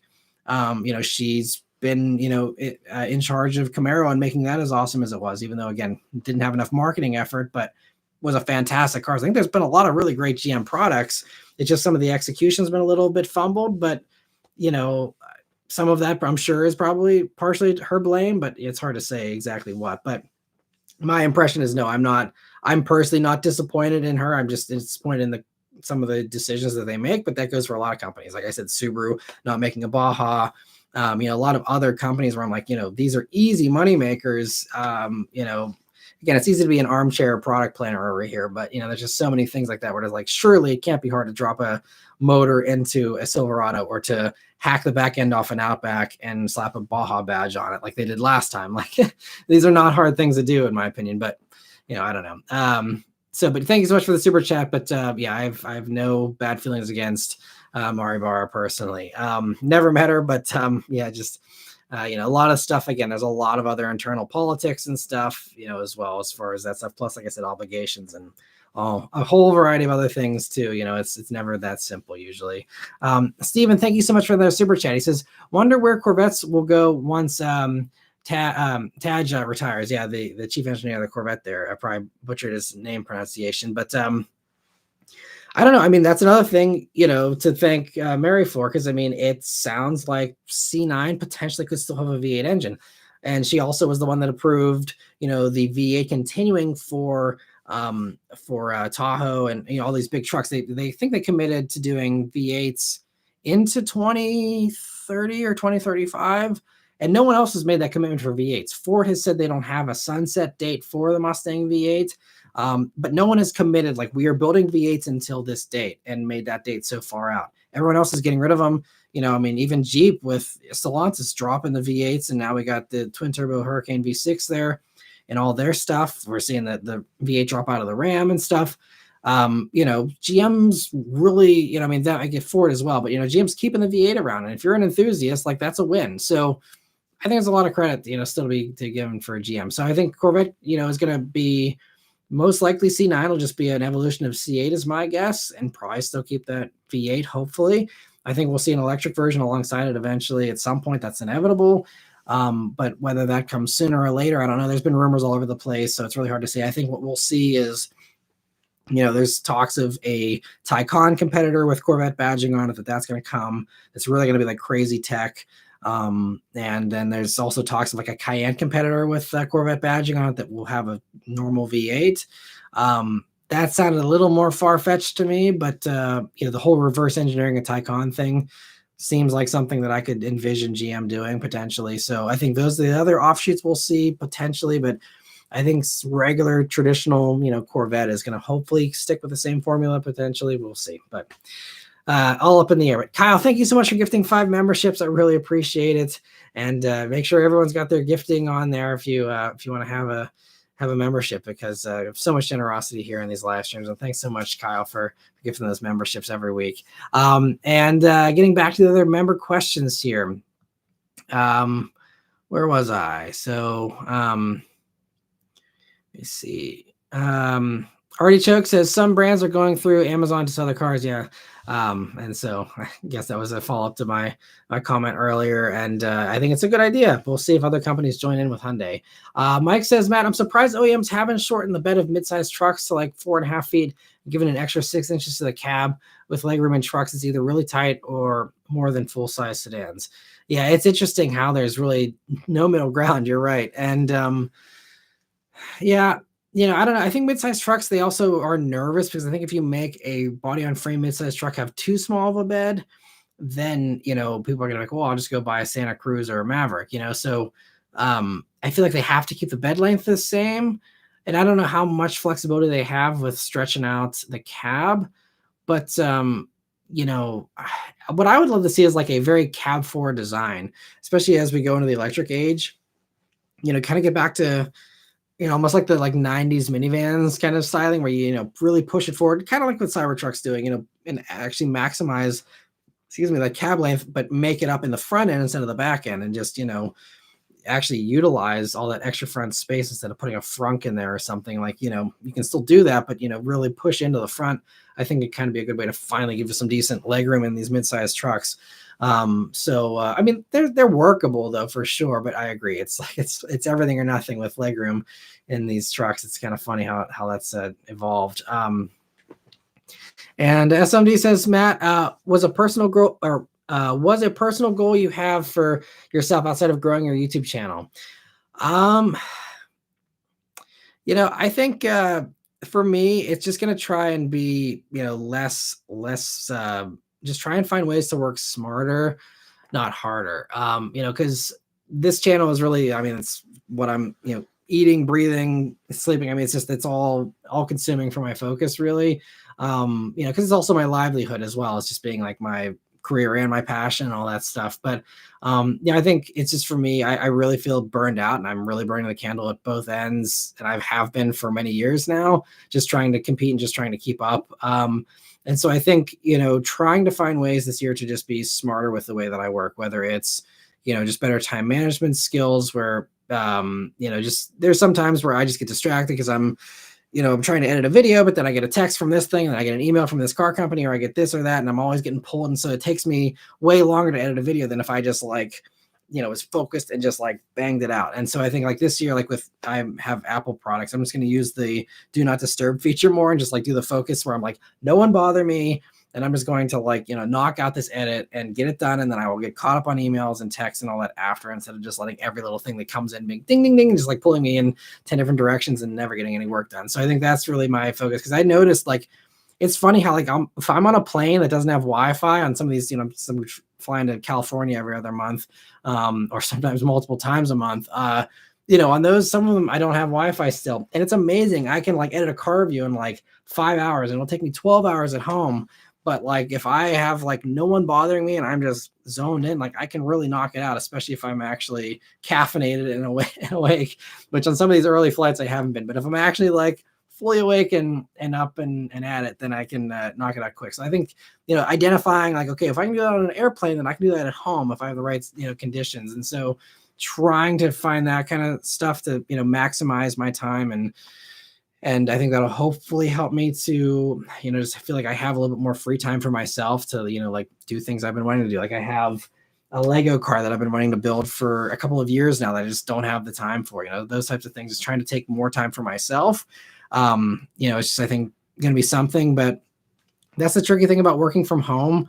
If you're someone who's never worked from home, it's, and especially if you don't work for yourself, I don't have any boss breathing down my neck. I don't have, and I can always work, but it's, kind of a double-edged sword where I don't have that pressure. So sometimes I can take my foot off the gas when I don't need to, or when I shouldn't, maybe. There's other times where it's well, I don't have anything to do on this, Friday evening or something, or, there's something going on. So that I somehow have some kind of free time. And it's I could just sit and relax, or or I can get ahead on the next edit I need to do, or I can try and find some better way to maximize the channel or do something better, to help the channel a little bit. So it's there is no, trying to get those boundaries set and holding to those boundaries is also, just a challenge when you do this, as your job. So that's kind of something that, I'm trying to I do a pretty good job of, not working on weekends most of the time, and trying to, not look at my phone too much in the evenings. But just some of those types of things, just trying to kind of make more time for myself, and just kind of some self-care, I guess, in a way, is just something I'm going to try and do a little bit more of this year. Because it's a lot. I've said many times before, it's, especially with the channel being the way it is, I really am always obsessing over how to, prop up the numbers and get better views and get the subscriber growth to happen again and stuff like that. And it's a lot of work to try and rack my brain to come up with every possible thing I can do to make that happen. But let me see. So I think, so thank you so much, Jonah, for your super chat. I just saw that come in. And he says, have you experienced software issues with your Mach-E? There have been videos about software glitches leaving Mach-E's stranded.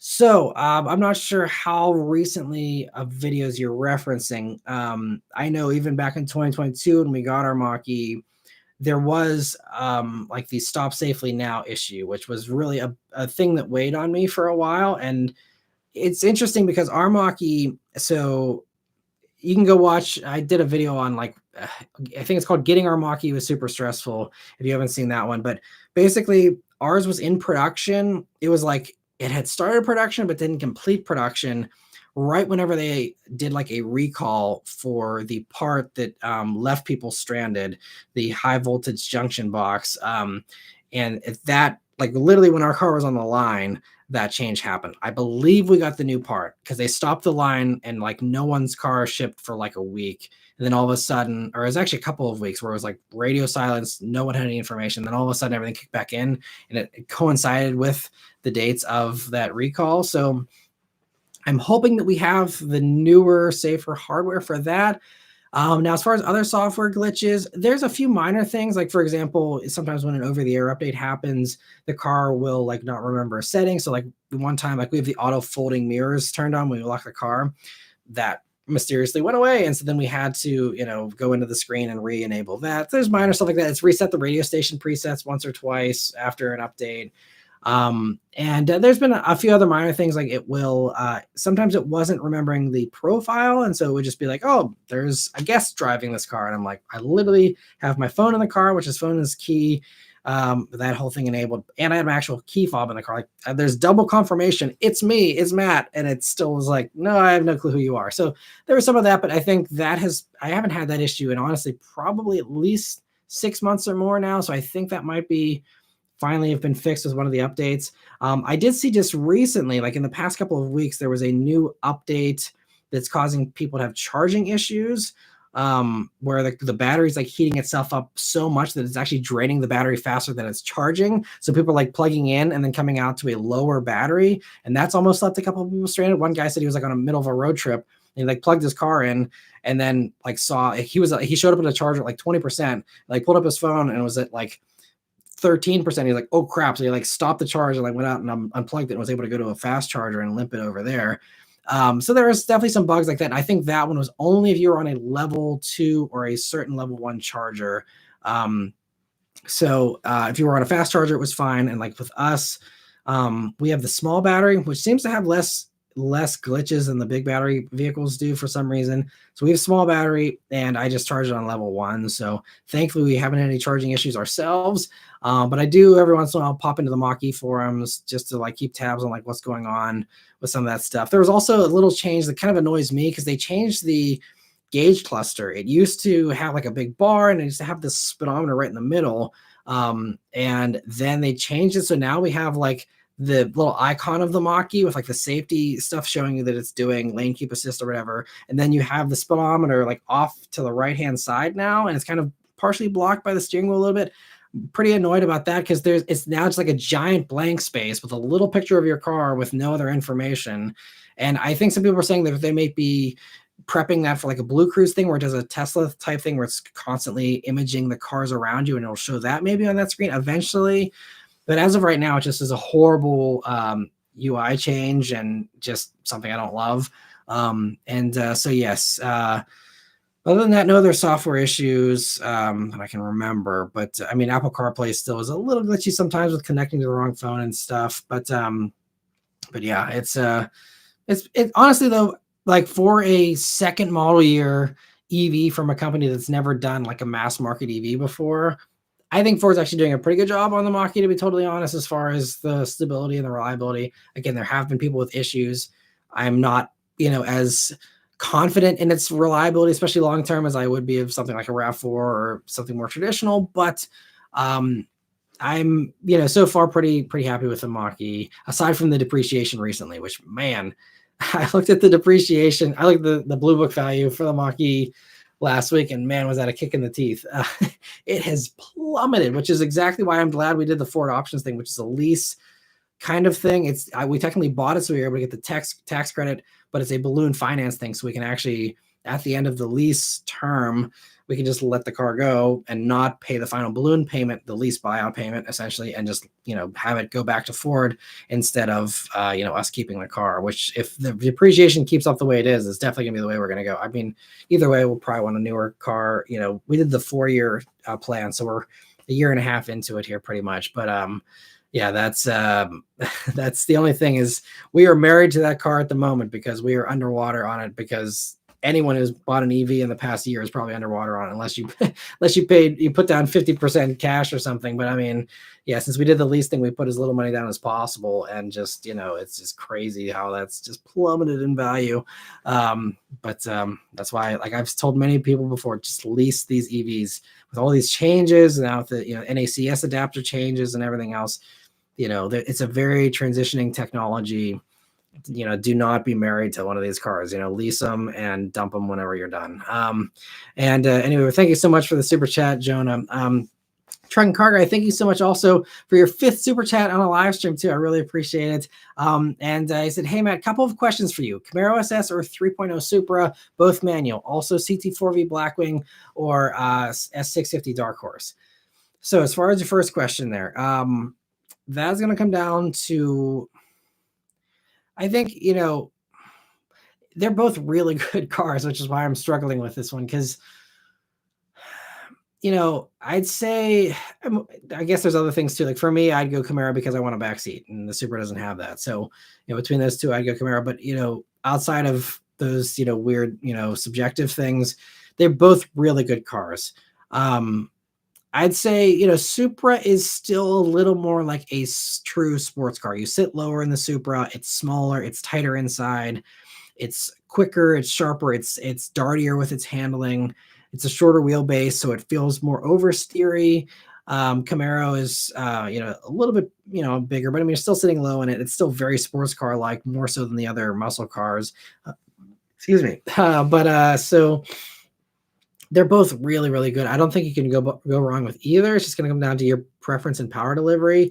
I mean, they're both pretty torquey down low with the turbo and the V8, in both of those. But I think with the V8 and the Camaro, it's a good sound, but then the Supra sounds so good too. So, I would say the only thing that would maybe sway me to Camaro would be reliability. Supra should be good. The motor should be solid in those.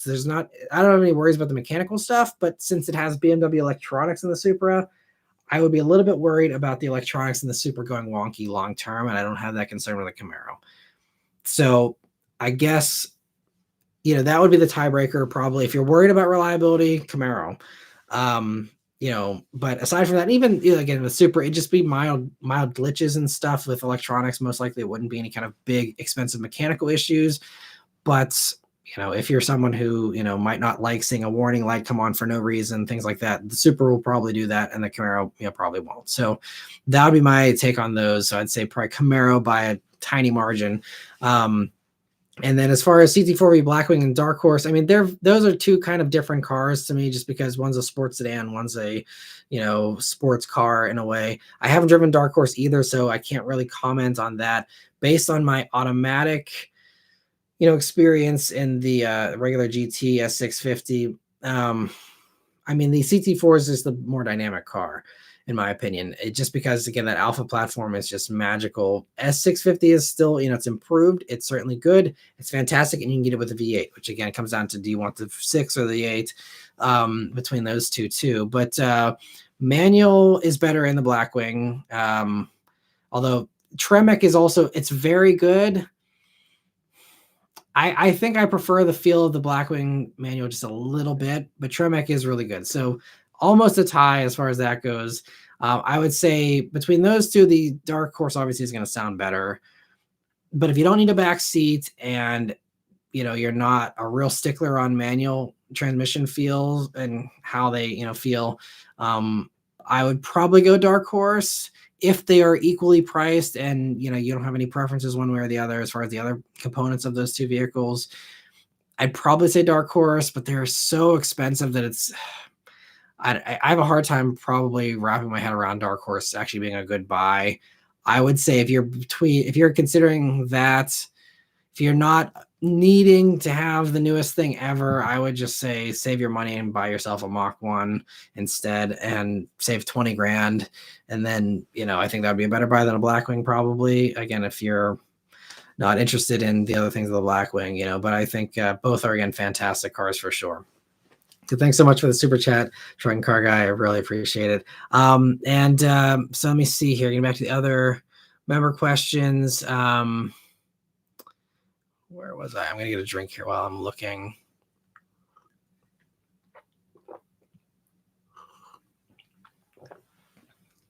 Sorry, I'm very behind on the member questions. So I guess I went on too many tangents here. All right, so Mike says, still think Mazda should have just went with the ZF 8-speed, wasted R&D trying to be unique on a transmission that's inferior, and the claim about packaging is insane considering total interior volume. Yeah, I mean, I agree. ZF 8-speed, I think everyone should just go buy a ZF 8-speed instead of making their own transmissions, because it's like, why bother trying to reinvent the wheel? The ZF 8-speed is already the perfect automatic, pretty much. So yeah, I agree. I mean, I talked to the powertrain guy, about that transmission. I mean, yeah, he said the same thing to me about, this is why we did it, because the packaging thing, I mean, it is a very slim transmission. And the only thing I can think to justify the CX-90 with that transmission is that they're going to put that in a sports car, because in a CX-90, yeah, you're right. You have some flexibility there with the interior packaging. Maybe it was an ideal thing because Mazda does obsess over that kind of stuff that, like, if the transmission tunnel would have bumped out an extra inch, like that could have been enough to really like just ruin the day for the Mazda, interior designers. And like, they would just be like, oh no, we can't do this. Let's just do a whole new transmission. Because that, they really obsess over every minute detail with Mazda. And I mean, they have some of the longest presentations because they tell us all about it. We've done 15 studies on the way that your neck moves whenever you go over a speed bump in a Mazda 3. And this is why we tune the suspension this way. And we, scanned 5,000 people's eyeballs whenever they're going from this screen to that screen. And this is why we don't use touch screens. And they do all these, insane,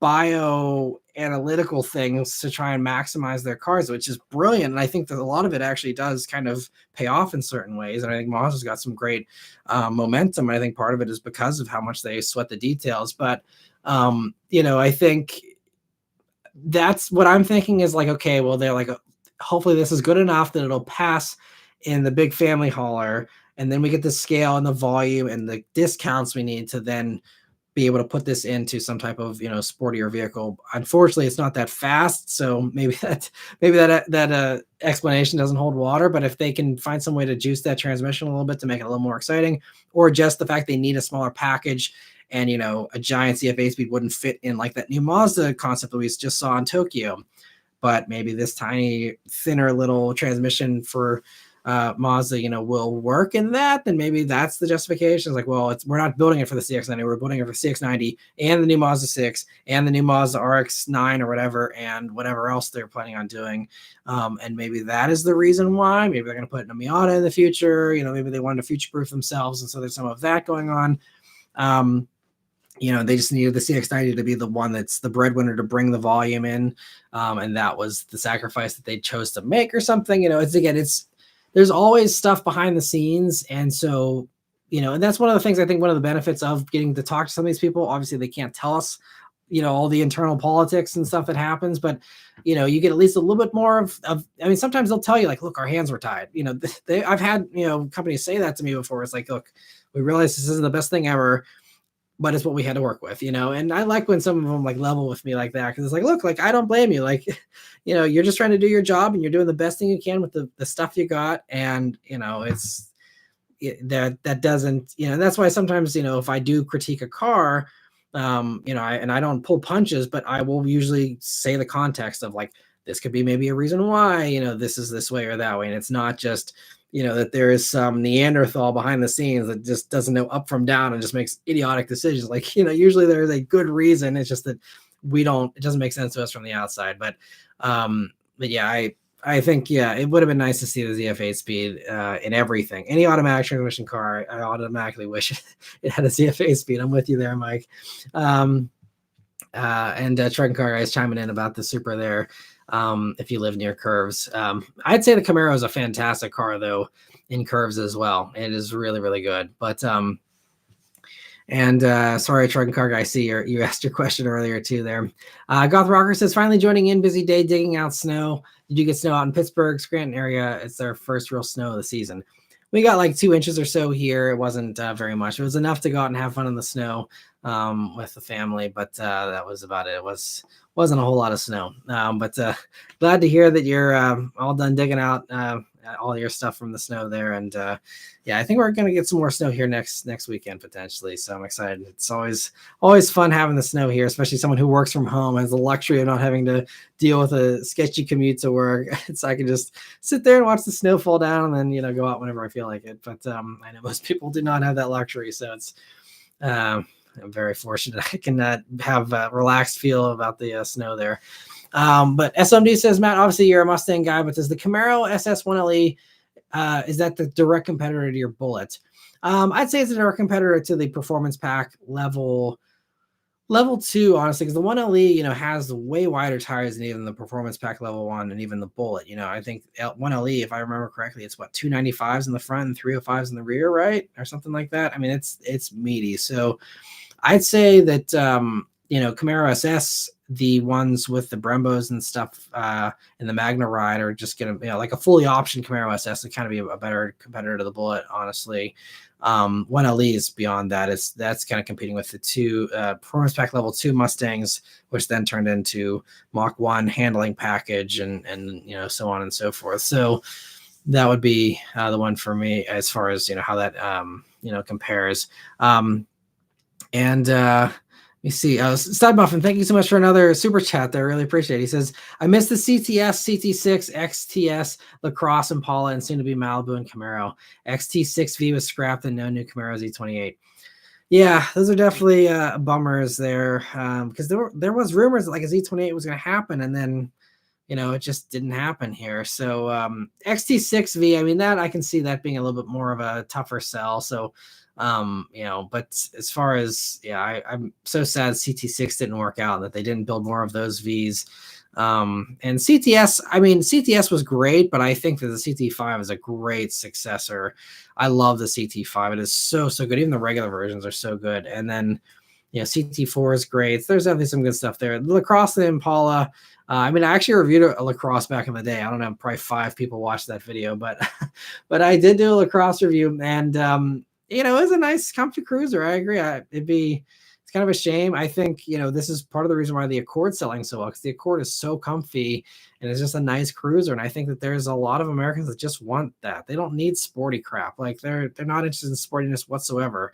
And I think, being just unabashedly going for just something that's a rolling sofa, it's kind of surprising that more companies haven't adopted that, especially these days with everyone just wanting to scroll on their phones the whole time they're driving anyway. You'd think like the last thing they want is something sporty, yet everything is marketed as being sporty these days. It's kind of silly. Like I was expecting us to get back to like the 1970s with everything just being rolling living rooms.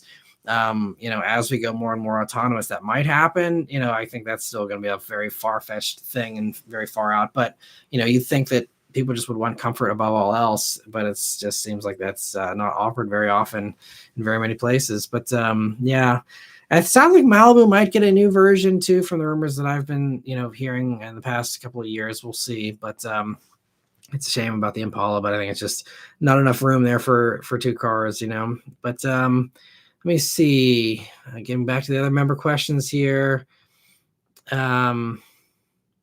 I'll try and go through these quicker, I promise. But thank you so much, though, Stud Muffin, for the super chat there. Let me see. So Dylan's asking, Chevy has the Colorado now. They do, but Colorado is bigger and it's definitely different than the S10 for sure. And Truck and Car Guy says, I may be biased as an owner, but bring back the Magnum. That was another great one you had to bring back from the prior question there about that. I'd love to see a new Magnum. That's something that was a shame they didn't, keep going with that like they did with the Charger and the Challenger. SMD says Camaro LT1 seems like a great bang for your buck. There's many low mileage options for low 30s. Wow, low 30s is pretty good. I guess they've been out for a few years now, but I'm glad they've depreciated a little bit at least there. I think that's a solid buy for sure. And Michelle says, I've mentioned before, I'll be in the market for a car sometime this year. It's down to the Civic, Jetta, and Mazda 3 all-in non-performance versions. The Civic seems pricey for what it is. Definitely. Civic is certainly pricey. But I think Civic to me now is the best driver of the bunch, though. So if driving dynamics are important to you, even in the regular versions, I think Civic's great. And I think also, the base equipment is better than it's ever been in all of these cars. So I think, again, it comes down to exactly how badly you want all the different things of the higher versions. But I think that base Civic or very lowly trimmed Civic is still going to be a really great buy, and still gives you most of the stuff that you're wanting. So I think for those types of vehicles to try and, push back on these $30,000 regular Civics and stuff, just get a base one. They're great. I know most dealers probably don't like stocking them, so it might be hard to find. But I would say, between those 3, Mazda 3 is also very good. And the thing with the Mazda 3, though, it's a smaller back seat, smaller trunk, and then you got to deal with a non-touch screen. I guess now for 24, they've just put in the touch-enabled thing for the Apple CarPlay and Android Auto component, so that kind of changes it a little bit. So if you don't need a ton of backseat space, Mazda 3. because I think those are still priced very well. And you get a big, punchy the 2 liter motor, or it's actually the 2.5 liter, right? I think in those, 186 horsepower. I think it's now even been bumped up to like 192 or something. In a base Mazda 3, like that's probably the buy. So I'd say probably Mazda 3 would be my top pick. But a base Civic would be close as well. Jetta is probably fine early on, but Jettas, they don't seem like they're built as well from the times I've spent with Jettas. They just don't feel quite as solid as the Civic and the Mazda. And I know even my sister had a prior gen Jetta, and that was glitchy. The USB jacks kept like fizzling out and not working. Some glitchy stuff. It's just, again, I just don't love European electronics for a long-term durability standpoint. So I would probably skip the Jetta. That'd be an easy one for me to nix personally. Again, there might be some stuff that's making you interested in the Jetta that, might sway you in that direction. And, it's a solid runner-up, but I'd say, Civic and Mazda 3 are definitely top 2. And probably would go Mazda 3, again, depending on your backseat needs. But hopefully that helps you a little bit. Let me see. Moving on, Steven says, I remember going to Honolulu when Tesla had a dealer in a mall in Waikiki. It was a first-class place. It was the size of a jewelry store and bespoke treatment. I think they did away with that. Yeah, I'm not sure. I think in Pittsburgh here, our local mall did have a Tesla store, and I think they still have it. If I remember correctly, I think they still do. But I remember the early days of it. Yeah, it was like this really cool, different thing and stuff. And I feel like now it's probably, not quite as cool as it used to be. Austin says, I don't know if I've ever seen a Verona Turbo in person.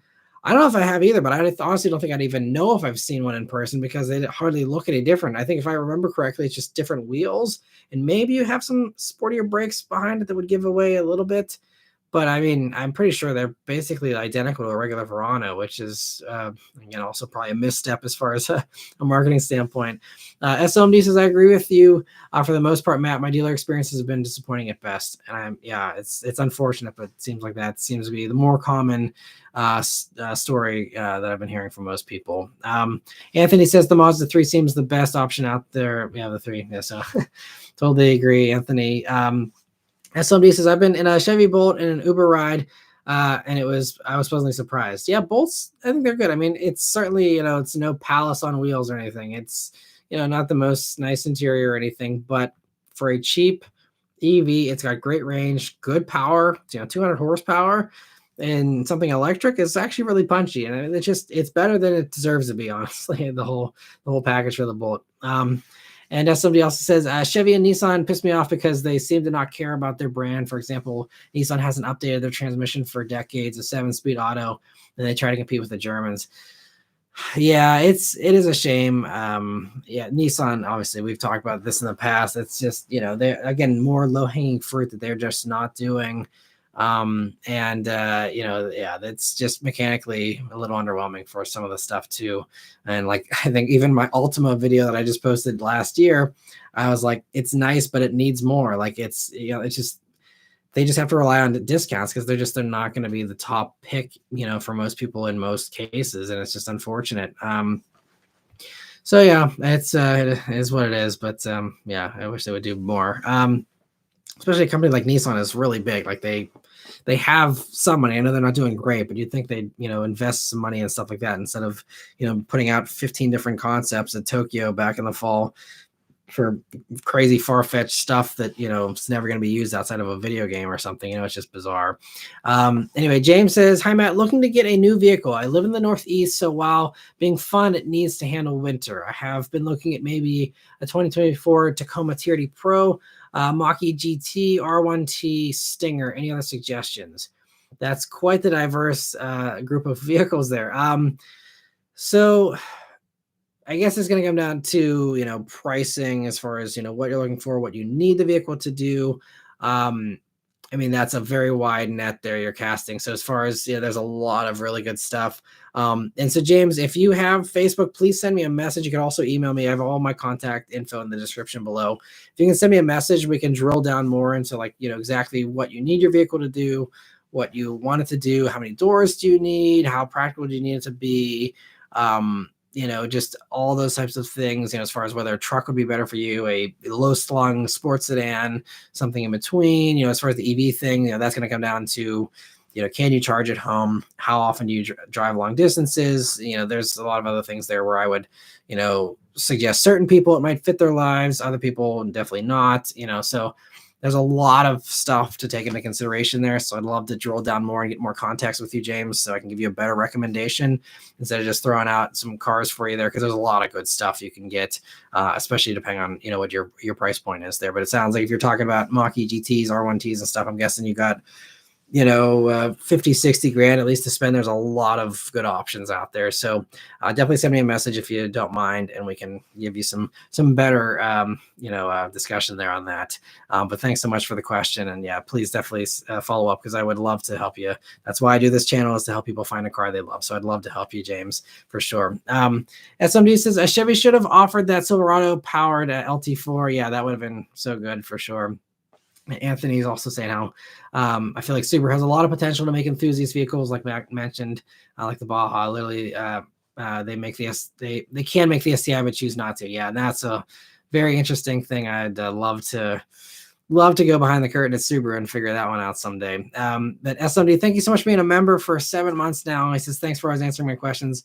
Always happy to. I love doing these live streams. Thank you so much for the super chat as well, SMD. I really appreciate it. And yeah, it's always great just hanging out here. So we got another 10 minutes or so, and I'm trying to get caught up on the other member questions here. And if I can maybe squeeze in a few of the non-member ones as well, we'll try and do our best here. So let me see. Jonah says, thanks, Kyle. Now I can watch Matt's shelf tour. There you go. I hope you enjoy it, Jonah. Let me know what you think in the comments there for that one too. Let me see, Trunk Car Guy, okay, asking about questions. So yeah, Geronimo or Geromino, sorry if I mispronounced.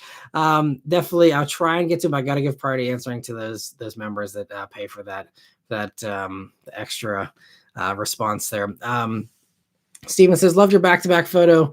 You detailing the Porsche at age 17. Yeah, that was fun. I'm going to try to do that video. I was trying to find, I couldn't find high-res versions of some of those pictures, so the quality is not going to be the best for that video, but I'm going to try and do that video where it's just basically going to be me briefly talking about my experience there, and then just kind of showing some of the cool cars that I covered. But it's not going to be a super in-depth video. I'm not going to be giving any kind of like detailing tips, because I haven't detailed a car like professionally, and at this point it's been 13 years. So it's, not something that I'm really qualified to, weigh in on, because there's been so much innovation in that industry in the past decade. But it'd be fun to just kind of look back and be like, wow, look at all these like super sweet vehicles before they were, big dollar, super rare things that I was able to, play around with as a teenager. It was quite the fun job for sure. So I'll do a little look back there. It's going to take me a little while though to really edit that one and try and come up with a good way of kind of presenting those pictures without just doing like a slideshow with, a song behind it or something. I want to try and give some personal anecdotes and stuff. So that one's going to take me a little bit of time to do. And I'm pretty busy this month, but I will hopefully get to that. I'm going to try and do it at some point this month if I can. But definitely going to hopefully have a video there coming on all my fun experiences of driving some fun cars as a teenager at a Porsche. It was Porsche, also Audi and BMW were sold there. So a bunch of fun stuff I got to spend some time in. Let me see. So where was I? Stud Muffin, thank you so much for another super chat. He says, I work for Porsche and there's some interesting things coming. Macan is going electric. Panamera has new handling tech that it keeps it perfectly balanced. You should review the Cayenne Turbo GT. Trust me. I've heard great things about all that stuff. Yeah. I mean, I just read the review. I think it was, one of the big magazines or something talking about the Panamera with that new handling tech that is like insane. How I think what they said that the springs are only on the Panamera so that it doesn't drop to the ground whenever the adaptive dampers are turned off and the car is turned off, which is, wild stuff that they were that powerful. And I'm excited to hopefully cover Porsche stuff. Stud Muffin, if you want to send me an email, I'm not sure how, where you work within Porsche. But getting press cars from them is definitely tough. I would love to cover them. And it's something that's, I'd like to do. There's also limited appeal for, it just seems like my audience here isn't super into very expensive stuff typically, and especially electrified expensive stuff. That's why I haven't like ran out to do a Taycan. I do have a member here who's offered me his Taycan Turbo. I'm hoping to do that eventually, but like I did the Audi RS e-tron GT, and like no one watched that video. So, I'm a little hesitant to do any of that super high end stuff because it's just, so many people are so burned out by super expensive stuff that I think this year I'm going to try and do some more affordable stuff primarily. But if the opportunity comes up to do a couple of Porsches, I probably wouldn't turn it down just because I'd love to start doing some more Porsches, especially just the sports cars. I think there's certainly some appeal there for, more of my traditional audience that, still loves the 911s. I mean, like my friend has a Cayman GTS 4.0. I've been hoping to review his vehicle. He's been offering it for now. It's been probably almost 2 years. I've just been so busy with everything else, and I'm hoping to do his car at some point here if we can get our schedules to line up to do his. I've loved all the Porsches I've reviewed. They're always very, very impressive. So thanks so much for the super chat there, Stud Muffin. And please send me an email if you want to, if you're wanting to give me any extra info there or any connections we can make there to get some more reviews happen there. Cause I'd love to do a Cayenne Turbo GT, just have no access to one, unfortunately. All right, let me see. I got 5 minutes here. Maybe I'll go slightly over if I can to get caught up on the member questions here. Let me see. So, and yeah, Anthony saying how it's unfortunate about the STIs not being sold here. Austin says, Matt, would you say Boeing stock is a buy?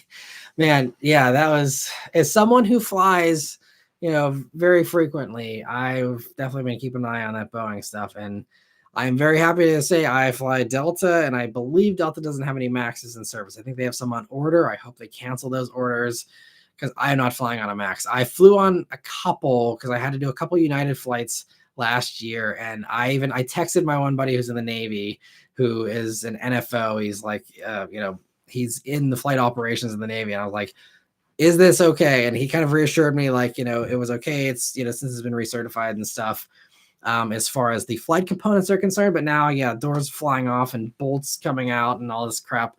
Like, you know what? I don't need to take any chances with that. And I'm going to like actively make sure I do not ride on a Max at all this year or probably ever, because I feel like at this point, just scrap that whole thing, take the however many billions of dollars hit that is, and just completely start from square one and let the project be run by the engineers, not the accountants. The accountants ran that, it seems, and cut corners in every possible way. And that's airplanes falling out of the sky is not something you can cut corners on. You have to spend the money and, make them top notch.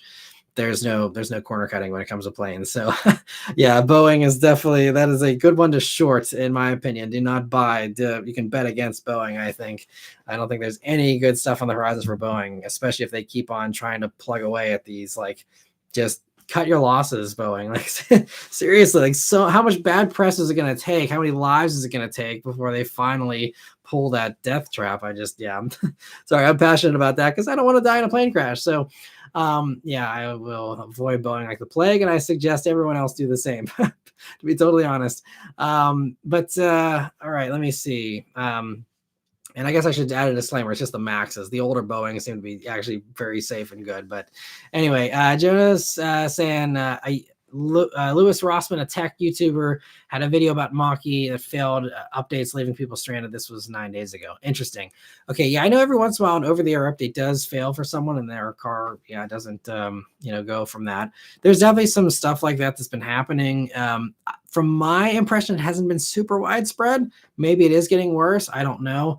I think, with the Mach-E 2, it's under warranty, but it is something like I have very little tolerance for a car from a reliability standpoint, like especially like with the Mach-E, it's our family car. Like if it leaves Beth and our daughter stranded, like even though like, again, I'm like, locked into it and the value has plummeted. Like if that car lets us down in that kind of a way, I will find a way to get rid of it. And I will definitely raise hell with Ford and pull every connection and string that I can and make every possible effort to like, drive that point home if it does fail on us. So hopefully these are very rare and not widespread with these issues. But yeah, that Mach-E is one stranding away from being gone. I am not at all emotionally attached to that car. If that thing lets us down, it is gone in a heartbeat. So yeah, I hope ours is good, and I feel bad for those that have had bad luck with them. But thankfully, ours has treated us well. Knock on all the wood everywhere. Hopefully, it'll be good. But yeah, I usually, a lot of that stuff, whenever you hear about a car, failing or something, it's usually overblown. It's a few very vocal people, and the thousands and tens of thousands of people that are having no issues are totally silent and have nothing to talk about because they have no complaints. So I'm hoping it's one of those types of things, but we will see, I guess. And let me see. Jonas says, not sure of the specifics since I have not fully watched the video. Okay, I'll have to check it out though. Thanks for the recommendation. And almost out of time here, trying to get caught up. I think I'm getting close here. So let me see. I'm getting caught up here. I see a few other people hoping their questions get answered as well. I'll try and get to some of the non-member ones here at the end. Steven says, I think there will be bargains in the used car and truck space as things convert over. Definitely. And we're already seeing that, I think, a little bit, especially in the EV sector. And Jonas says, Malibu is rumored to become an electric sedan. Malibu inventory is very sparse. My grandfather wanted one, but can't find one that is spec the way he wants it. He's most likely going to settle for an Equinox. Yeah, I mean, I think with Malibu, the rumors I was hearing is that it's going to just be, I thought it was also in the financial stuff. Maybe look up the Kansas factory that builds it. I think there was like a new union contract that kind of implied that there was going to be a redo for the Malibu that was going to be still gas. And basically it was going to be Chevy just doing exactly what Honda has done and kind of what Toyota is doing as well, where they have a lot of the similar bones of the old car, but they've completely reskinned it and, done a new interior and maybe even a new engine.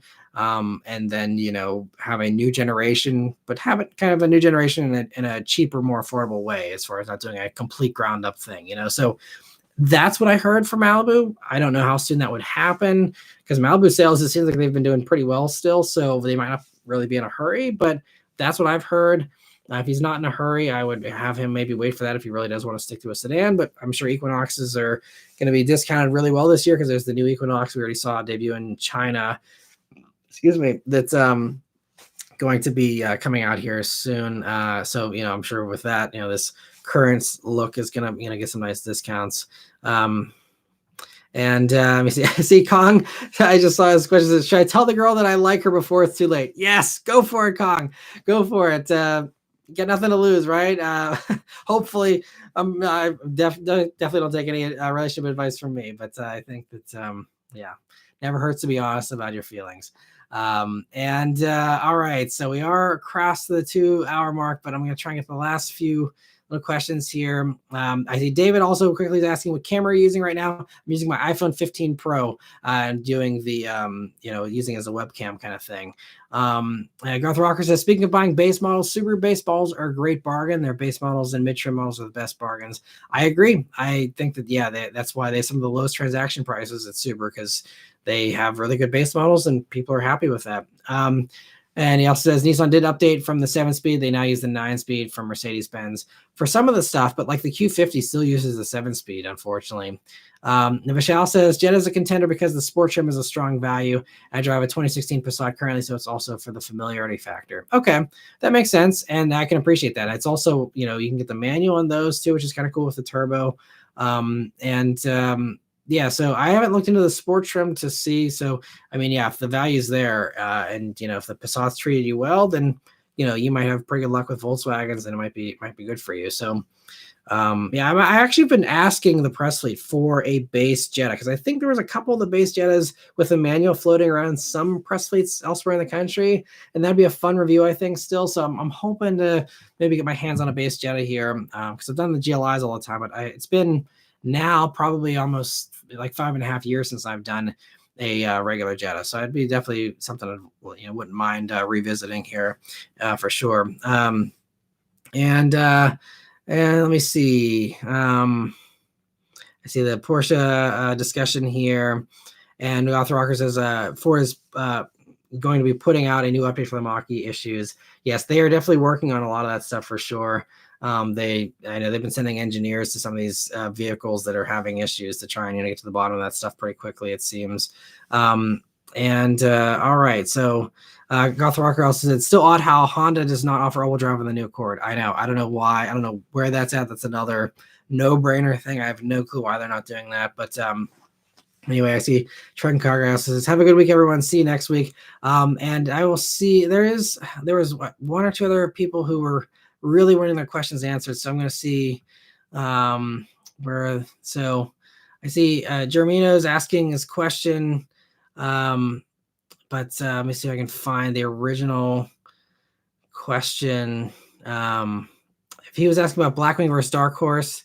All right, so I think I think did someone else ask that question for you? I think so. Maybe I did answer the question. Hopefully, and I appreciate if members ever want to do that too. If someone has a question they want answered, feel free to repost those questions if you'd like. Always happy to do that. Just always want to make sure I'm respectful of those members and answer those questions there. So, all right. So I think I'm all caught up for the most part. I see Marco's asking, what's your opinion on the new Accord hybrid sport model? Accord hybrid is great. I really liked it. I did the top one. So as far as the sport goes, it's gonna be similar. So definitely check out my Accord review from last year if you want to hear my thoughts on the Accord. The sport should drive, pretty similar. I haven't looked at the updated pricing for this. I can't really give an updated value comparison off the top of my head, but definitely check out my hybrid Accord video from last year if you haven't yet, and that'll give you all my thoughts there on the Accord. But anyway, I guess that's a good point to stop here. So anyway, thank you all so much for joining in the live stream. These 2 hours always fly by for me, and hopefully you enjoy them as well too. It's so great having everyone here, and looking forward to doing these every week here in 2024. And anyway, I hope you guys have a great second week here of 2024. Thank you all very much for watching this live stream. Stay tuned for some great stuff here this week, and I'll see you guys on the next one. Take care and stay warm if you're in the snow belt here.